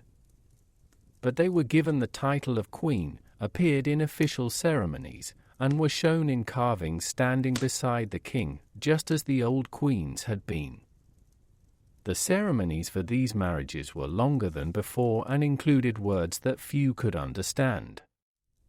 Priests from both traditions were present, one reciting in Egyptian, the other in Greek, their voices overlapping in a way that made the meaning unclear. There were more objects involved: crowns, scrolls, small statues, placed on tables covered with cloth of a deep purple color. The bride wore a veil that covered her face until a certain moment in the ritual, when it was lifted by a child chosen for the occasion. These details were new, but they were not rejected. They were absorbed into the existing order, like a small stone added to a wall that had stood for centuries. Over time, the presence of Greek customs became more common, but never overwhelming. The rulers did not force their ways on the people. They built temples in the old style, supported the priesthood, and followed the rituals connected to the flooding of the Nile. At the same time, they also built gymnasiums where young men could exercise, established schools where Greek was taught, and held quiet gatherings where philosophy was discussed in low voices. These activities took place in separate spaces, away from the temples and the markets, and most people did not attend them. They were for the ruling class, for those who served in the palace, for the soldiers and scribes who had come from distant lands. The queens of this period lived in a space between two worlds. They were expected to appear Egyptian in public, to wear the traditional headdresses, to stand beside the king in the correct position during ceremonies, and to make offerings to the old gods. But in private, they followed Greek customs, spoke their native language, and raised their children with different habits. Their rooms in the palace were furnished differently, with chairs instead of floor cushions, tables with writing materials, and mirrors made of polished metal. They read scrolls that told stories of distant heroes, listened to music played on stringed instruments, and sometimes wrote letters to family members who lived far away. The children born from these marriages were given names that combined both traditions. They had Greek first names and Egyptian titles. They were taught to speak both languages, though they often spoke Greek more easily. Their education was long and slow, filled with repetition and memorization. They learned about the gods of Egypt, the rituals of the temple, the history of the pharaohs, but they also studied Greek poetry, the movements of the stars, and the rules of debate. Their tutors were careful not to favor one tradition over the other, but to present both as equally important, even when they clearly were not. The king himself lived a divided life. In public, he was a pharaoh, dressed in linen robes, wearing the double crown, performing rituals with solemn silence. In private, he might wear a simple tunic, walk through gardens designed in the Greek style, and discuss matters of state in a language that most of his people did not understand. He attended both temple festivals and quiet dinners with foreign advisors. He made offerings to Amun and also honored Zeus in a smaller shrine within the palace grounds. These acts were not seen as contradictory, but as necessary. He was not just a ruler of Egypt, but a link between two worlds, and his marriage was part of that balance. The marriages of this time were not passionate or romantic. They were not celebrated with dancing or loud music. They were formal events held in the early afternoon, attended by officials, priests, and a small number of guests. There was no feast, no wine poured freely, no singing that lasted into the night. The couple would stand before a table with offerings, repeat words that had been written down for them, and then walk a short path to a room where they would be left alone for a short time. After that, they would return to their duties as if nothing had changed. The people who lived in the cities and villages did not speak much about these marriages. They had little information about them, and even less reason to care. The price of bread, the level of the river, the arrival of tax collectors, these were the things that affected their lives. The marriage of a king to a foreign woman was a matter for the palace, not for the streets. It was recorded in official documents, mentioned in temple inscriptions, but not discussed in homes or markets. It was simply another fact, like the name of the current ruler or the year in the cycle of the flood. As the years passed, the presence of Greek influence became more visible, but never dominant. The old ways continued in the temples and in the fields. The new ways existed in the palace, in the administrative offices, in the homes of those who served the king. The two systems ran alongside each other, like two canals that never quite meet. The marriages of the rulers reflected this separation. They were unions between individuals, but also between traditions, each side keeping its own customs, its own language, its own understanding of the world. There was no effort to blend the two completely. No attempt was made to create a single, unified culture.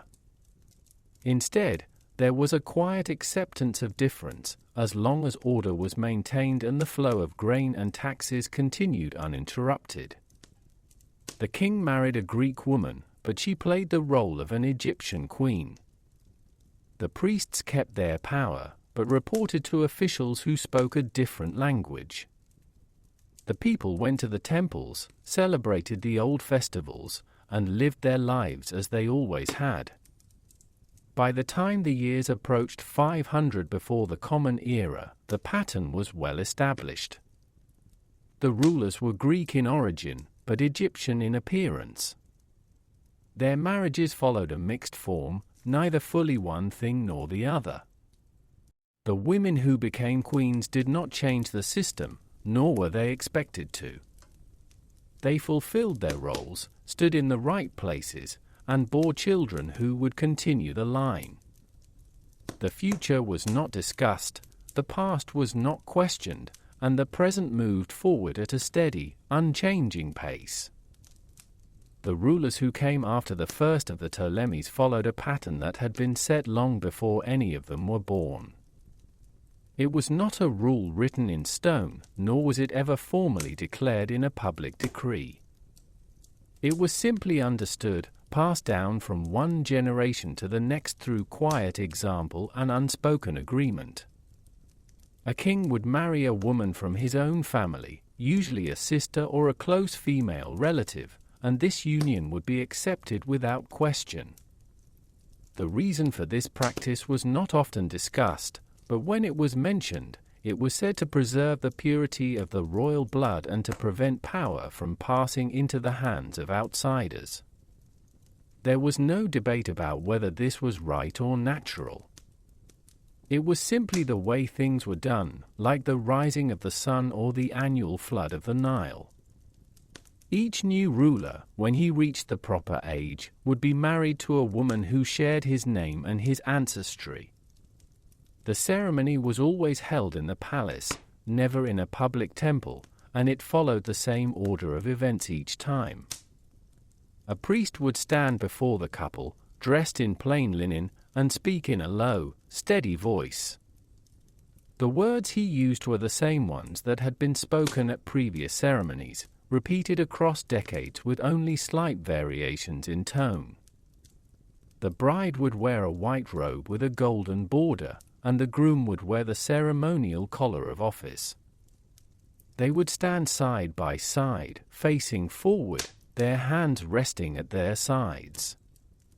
There would be no exchange of personal vows, no touching, no eye contact.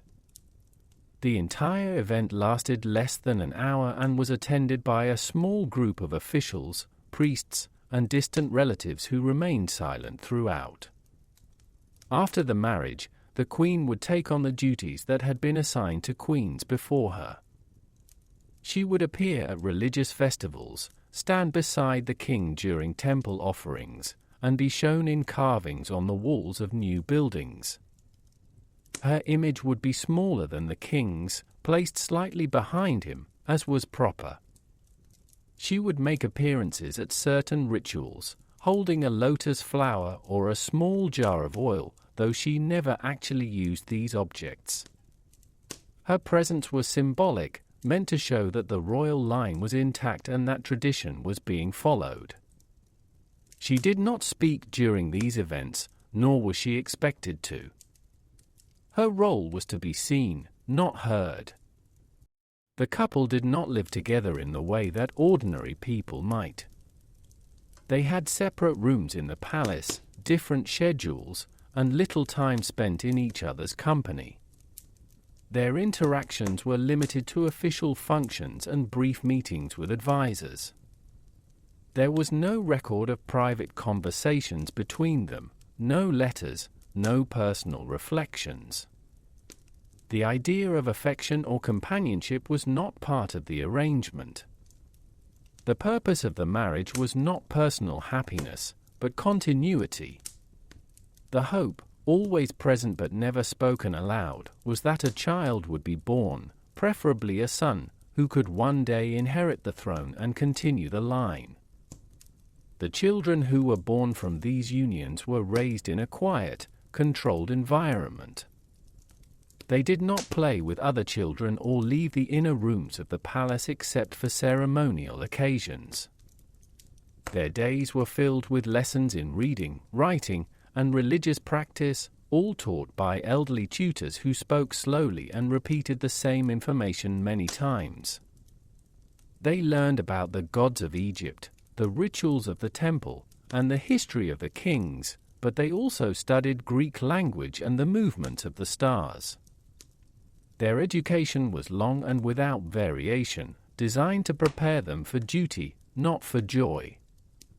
As each new ruler came to power, the same pattern repeated itself. He would marry a sister or a close female relative, the ceremony would be held in the same room, the same words would be spoken, the same robes worn. There was no effort to make the event different or more meaningful. It was not celebrated with feasting or music.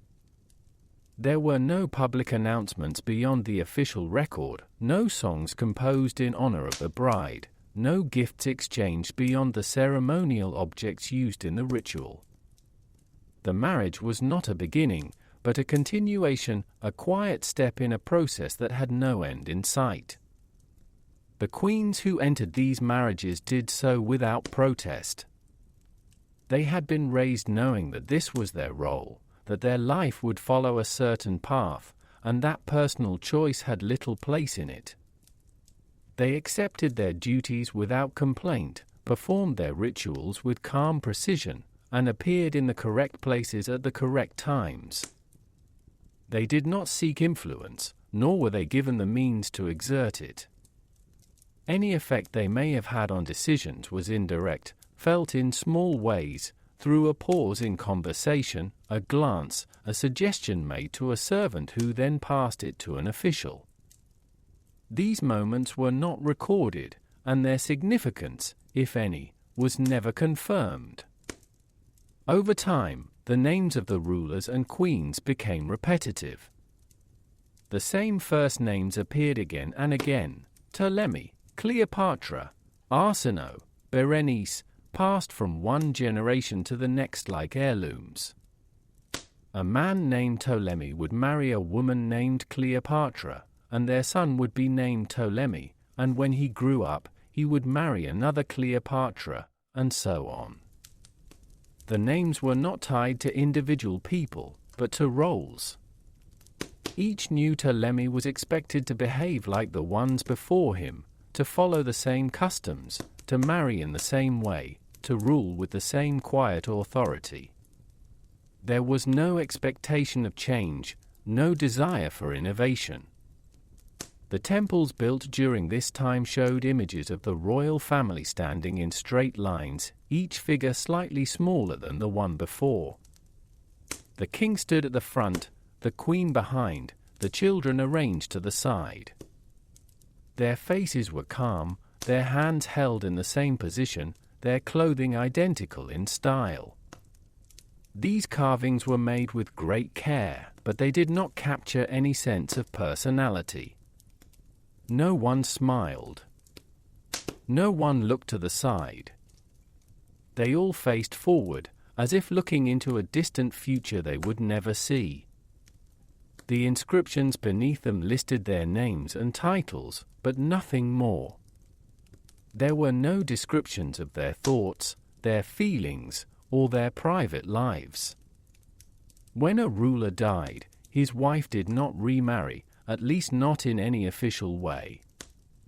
She might take on the title of Queen Mother if her son became king, or she might retire to a quieter part of the palace, where her duties were reduced to occasional appearances and silent prayers. Her influence, if any, faded gradually, like the light at the end of the day. She would continue to be mentioned in temple records, her name included in offerings, but her presence in court life would diminish. She would walk the same halls, see the same walls, and follow the same routine until the end of her days. The practice of marrying within the family continued for many generations. It did not bring stability, nor did it prevent conflict. Brothers still fought brothers. Advisors still plotted. Power still shifted in quiet, unseen ways. But the marriages themselves remained unchanged. They were not meant to solve problems, but to maintain the appearance of order.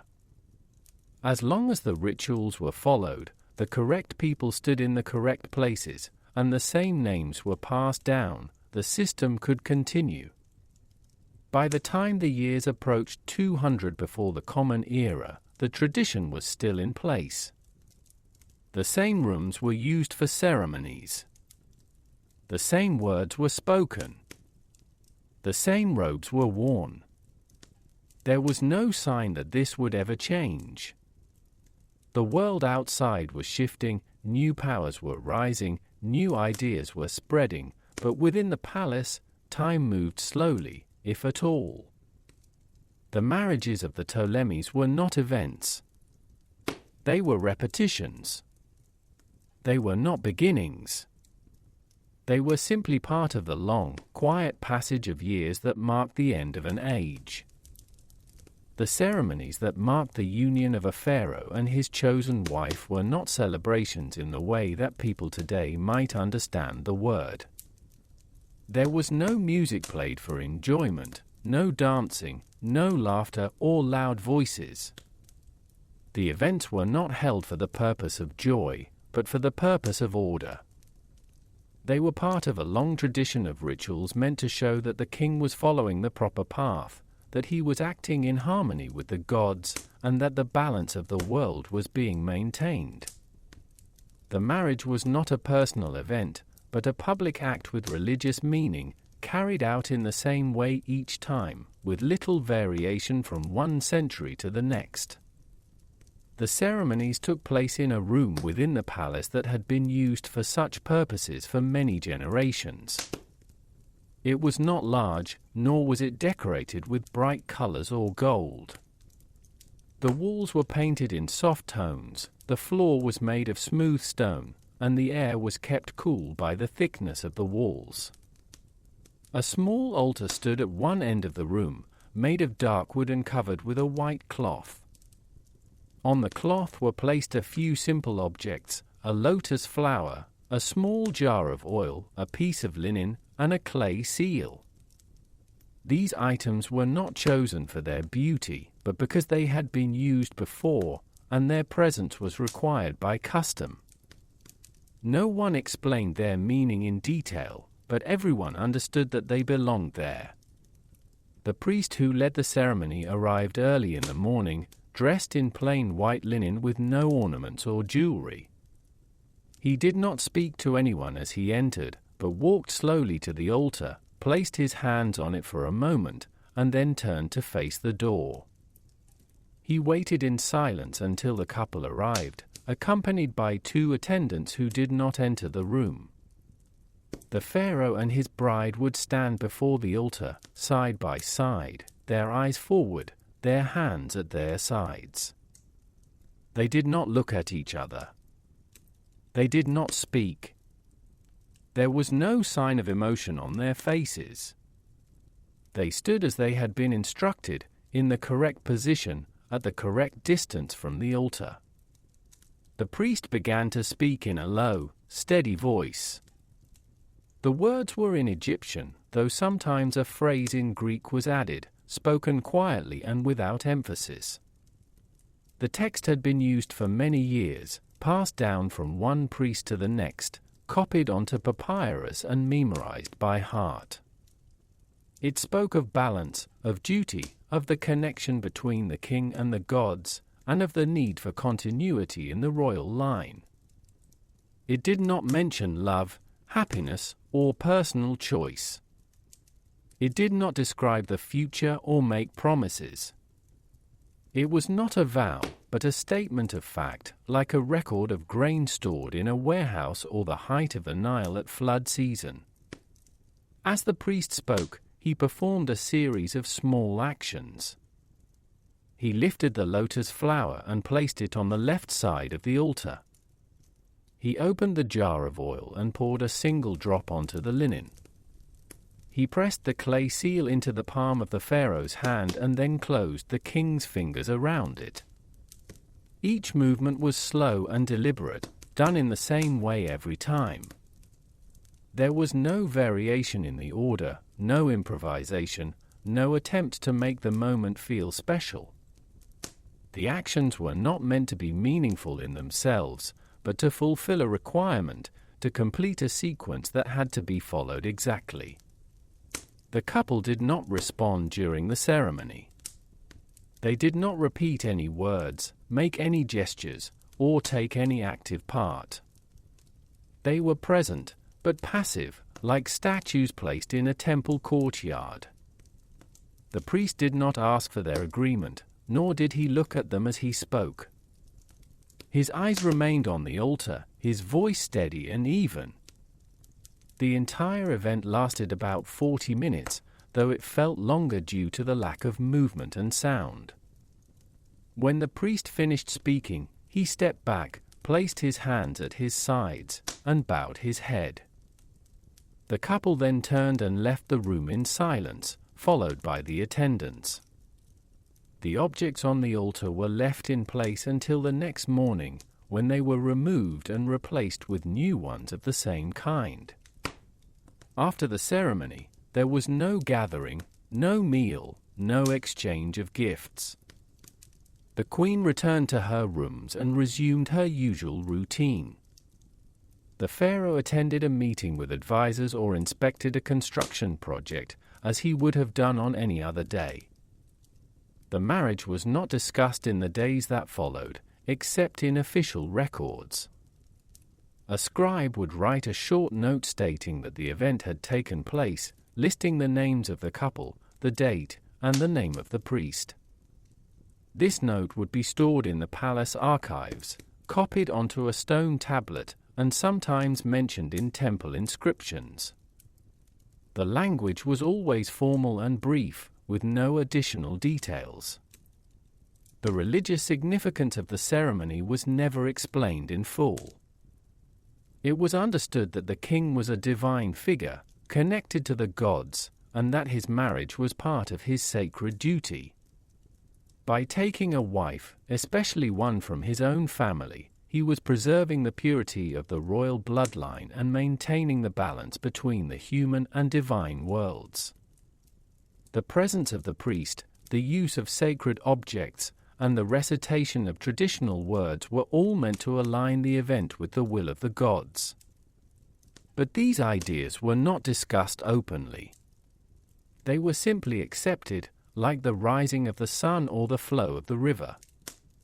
Temples across the country sometimes held quiet observances on the day of a royal marriage, though these were not public festivals. A small offering would be made at dawn, a hymn would be sung in a low voice, and a lamp would be lit in the inner chamber.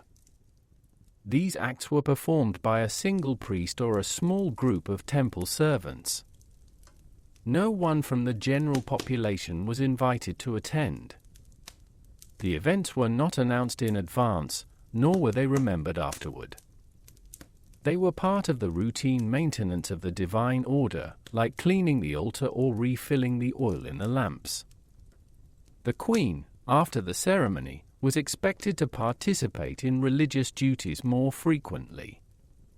She would make offerings at the temple twice a month, stand beside the pharaoh during certain rituals, and appear in carvings that showed her presenting gifts to the gods.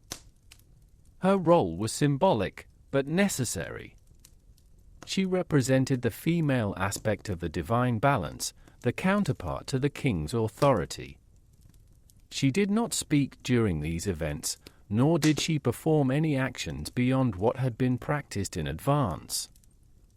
A senior priest would guide her steps if needed, but usually she only stood still, looking forward, her hands resting at her sides. Over time, the ceremonies changed very little. Even as new rulers came from distant lands, even as the language of the court slowly shifted, the form of the marriage ritual remained the same. The same objects were used, the same words spoken, the same movements performed. There was no effort to modernize or simplify the process. It was not meant to be efficient, but to be correct. The idea was that as long as the ritual was carried out exactly as it had been done before, the world would remain in balance, the gods would be satisfied, and the reign would continue without disruption. By the time the years approached 200 before the Common Era, the ceremonies were still held in the same room, with the same objects, and the same quiet dignity. The priest still spoke in a low voice. The couple still stood without moving. The altar still held the lotus, the oil, the linen, and the seal. Nothing about the event suggested that it was special or rare. It was simply another act in a long series of acts, repeated across centuries, each one blending into the next, like waves on a calm sea. The marriage was not a beginning. It was a continuation. And the ritual was not a performance. It was a habit, deeply settled, quietly observed, and never questioned. The practice of forming alliances through marriage with rulers from distant lands was not uncommon during the centuries between 700 and 200 before the Common Era, though it did not happen with great frequency. These unions were not the result of personal connections or emotional bonds, but of careful discussions held in quiet rooms over long periods of time. Officials from both sides would exchange messages, review the lineage of the proposed bride or groom, and consider the possible effects such a marriage might have on trade, borders, and military relations. The process was slow and required many steps, each one recorded in official documents that were copied and stored in dry rooms within the palace. There was no rush, no excitement, and very little public knowledge about the arrangements being made. When a decision was finally reached, it was treated as a matter of routine, not celebration. The marriage was seen as a formal agreement, similar to a treaty or a trade agreement, but expressed through the union of two individuals rather than written terms. The woman who was to be married to a foreign ruler was usually chosen from among the daughters or sisters of the current king, not because of her personality or abilities, but because her position made the alliance meaningful. She was prepared for her role over many months, taught the language of the country she would move to, instructed in the customs of the court, and shown how to behave during ceremonies. Her education was calm and repetitive, focused on obedience, silence, and correct appearance. The journey to the foreign land was long and uneventful.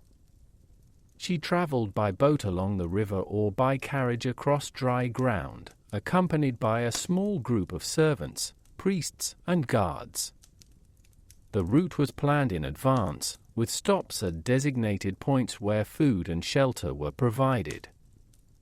There were no delays, no unplanned events, and no opportunities for conversation with people outside the group. She remained inside the carriage or cabin during most of the trip, only stepping out at night to rest in rooms that had been prepared ahead of time. The people in the villages she passed through were not told who she was or why she was traveling. They saw only a covered vehicle, a line of quiet figures, and then silence once more. Upon arrival, there was no public welcome or festival. The foreign ruler would meet her at the edge of the city or at the palace gate, accompanied by a small group of officials. The greeting was brief and formal. No embraces, no words of affection, no speeches. She was led inside, shown to her rooms, and left to rest. The marriage ceremony took place a few days later, following the customs of the host country, though with small adjustments to include elements from her own tradition. A priest from each side would speak a few lines, objects of symbolic value would be placed on a table, and the couple would stand side by side, facing forward. The entire event lasted less than an hour and was attended by no more than 20 people. Life after the marriage followed a predictable pattern.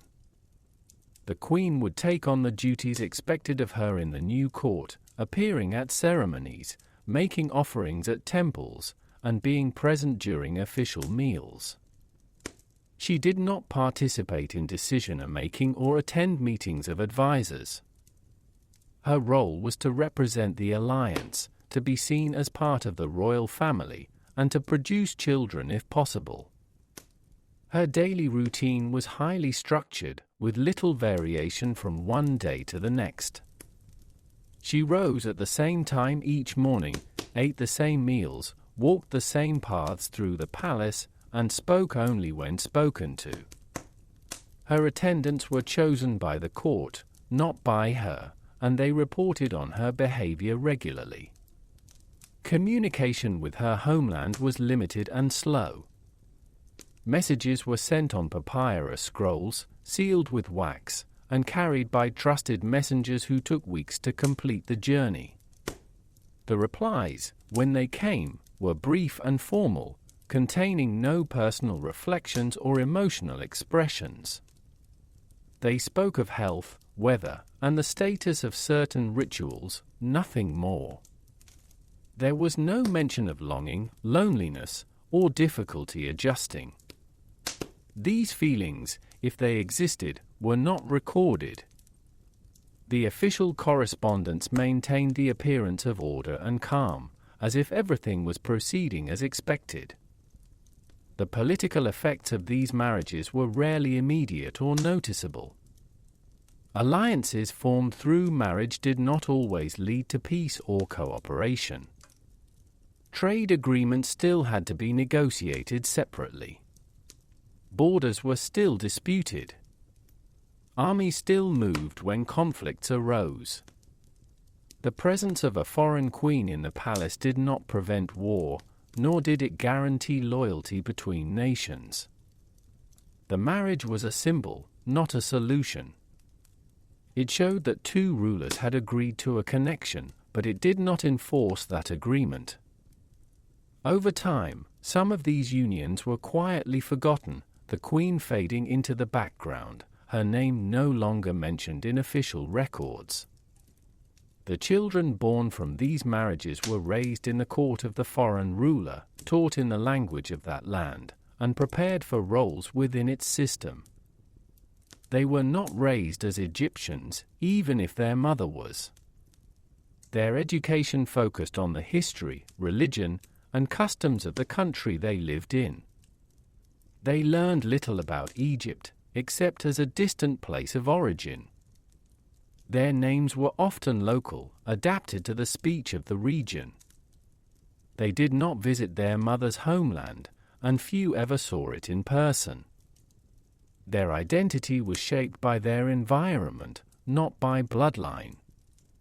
Back in Egypt, the marriage was recorded in the palace archives, noted in temple inscriptions, and sometimes mentioned in religious offerings. The queen's name would appear in a list of royal women, followed by the name of the foreign ruler and the date of the union. The entry was brief, written in a steady hand, with no additional comments. There were no stories told about her life abroad, no accounts of her experiences, no reflections on the success or failure of the alliance. The fact of the marriage was enough. Its meaning, if any, was left unspoken. These diplomatic unions became less common as time passed. The rulers of Egypt found other ways to manage relations with distant powers, relying more on written agreements, trade, and military presence than on marriage. The idea of sending a royal woman to live in a foreign court became less appealing, especially as the balance of power shifted and Egypt's influence declined. The risks outweighed the benefits, and the effort required was no longer seen as worthwhile. The practice did not end suddenly, but faded gradually, like a path worn down by lack of use. When such marriages did occur in the later years, they followed the same format as before. The preparations were the same, the journey was the same, the ceremony was the same. Nothing was added, nothing was changed. The queen still traveled in silence, still stood beside a man she barely knew, still lived a life of quiet routine in a place that was not her home. There was no attempt to make the process more comfortable or meaningful. It was still treated as a duty, not a choice, and carried out with the same calm detachment that had marked earlier unions. By the time the years approached 200 before the Common Era, the idea of a royal marriage as a tool of diplomacy had lost much of its importance. The world was changing, new powers were rising, and old methods were no longer effective. The palaces of distant lands were filled with rulers who did not follow the same traditions, who did not see marriage as a sacred duty or a symbol of divine balance. Alliances were made and broken with little ceremony. The long journeys, the quiet ceremonies, the years of silence, none of it mattered as much as it once had. And so, the practice continued only in memory, in the inscriptions on stone, in the scrolls stored in dark rooms, in the names listed among the royal women who had left their homeland and disappeared into the silence of foreign courts. Their lives were not celebrated, not mourned, not remembered in stories. They existed in records, in positions, in roles. They were part of a system that valued stability over change, silence over speech, repetition over novelty. And when the last of these marriages took place, it did so without notice, without fanfare, without anyone remarking that it might be the final one. It was simply another event, recorded, completed, and filed away. The years that passed between 300 and 200 before the Common Era did not bring sudden changes to the royal court, but rather a slow and quiet fading of the old ways. There were no loud declarations, no ceremonies to mark the end of an era, no speeches about what had been lost. Instead, the traditions that had defined the lives of pharaohs for centuries began to lose their meaning, not with a collapse, but with a gradual silence. The marriages that once carried religious significance, political weight, and dynastic purpose became less frequent, less formal, and eventually less necessary. No one decided to end the practice. It simply stopped being repeated, like a path through sand that disappears when no one walks on it. The rulers of Egypt during this time still held the title of king or queen, still wore the symbols of office, and still appeared in carvings on temple walls. But their power was not what it had once been. Decisions that had once been made in the palace were now influenced, and sometimes made, by officials from a distant land called Rome. These men did not live in Egypt, but their letters arrived regularly, written on thin sheets of parchment and sealed with red wax. The replies were carefully worded, copied by scribes, and sent back with the same quiet urgency. The pharaohs still performed rituals, made offerings, and married according to custom, but the weight of these acts grew lighter with each passing year. They were done because they had always been done, not because they mattered. The marriages themselves became smaller, simpler, and less documented. There were fewer ceremonies held in the traditional room, fewer priests present, fewer objects placed on the altar. The lotus flower was sometimes missing. The jar of oil was not always opened. The clay seal was no longer pressed into the king's hand. The words spoken by the priest were shortened, spoken in a lower voice, as if even he no longer believed they needed to be heard. The queen still stood beside the ruler, still wore the white robe, still followed the same path through the palace, but her presence was no longer seen as essential. She was not mentioned as often in inscriptions, not shown as clearly in carvings, not listed in as many records. Some rulers chose not to marry at all. There was no rule requiring it, no law stating that a king must have a wife. The idea of producing an heir remained, but the method of securing the succession changed. A son might be named as successor without the mother being elevated to the status of queen. A nephew or cousin might be chosen, trained in the palace, and presented to the court without any ceremonial union taking place. The connection between marriage and power, once strong and unquestioned, began to weaken. The royal bloodline, once so carefully preserved through internal marriages, was no longer seen as the only source of legitimacy. Women who had once been brought into the royal family through marriage or birth found their roles reduced. The title of Queen Mother, once a position of quiet influence, became ceremonial, then disappeared from use. The rooms in the palace that had belonged to queens were left empty, their doors closed, their furnishings covered in cloth. The servants who had attended them were reassigned to other duties. The offerings made in their names at temples became less frequent, then stopped altogether. Their names were still written in some records, but without the honorifics, without the titles, as if they were no longer part of the sacred order. The temples, once filled with activity during royal events, became quieter. The priests still performed their daily rituals, still lit the lamps, still recited the old words, but with less frequency and less expectation that the gods were listening. The carvings on the walls continued to show images of kings and queens standing together, but these images were no longer updated. The last known depiction of a royal marriage was made in a small temple near the Delta, and even there, the figures were smaller than before, the lines less detailed, the paint applied unevenly. It was as if the artists no longer believed in the importance of what they were showing. In the cities and villages, people paid little attention to the changes at the top. Their lives were shaped by the price of grain, the level of the Nile, the arrival of tax collectors. The marriage of a king was not a matter that affected their daily routine.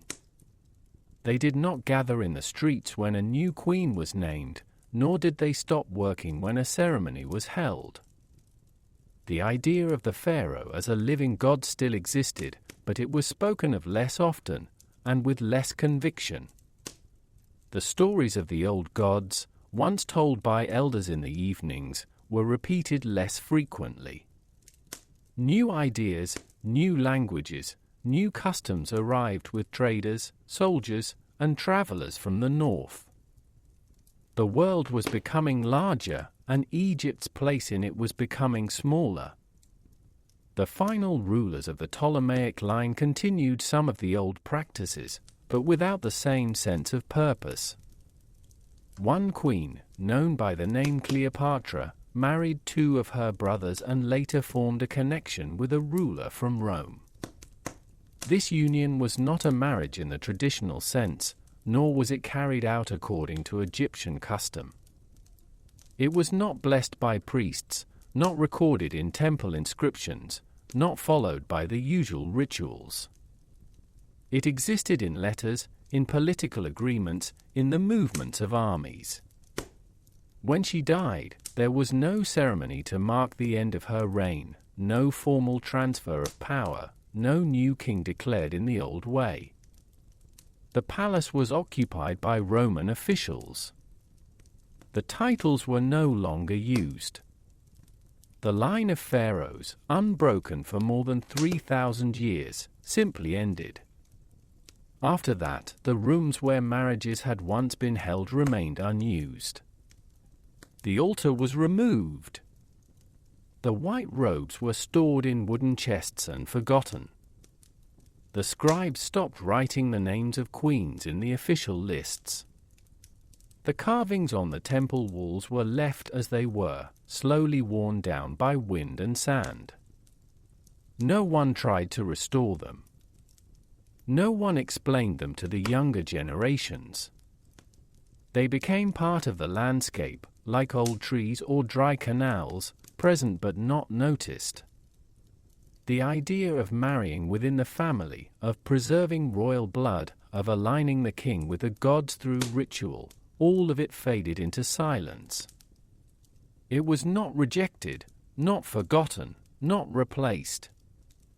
It was simply no longer repeated.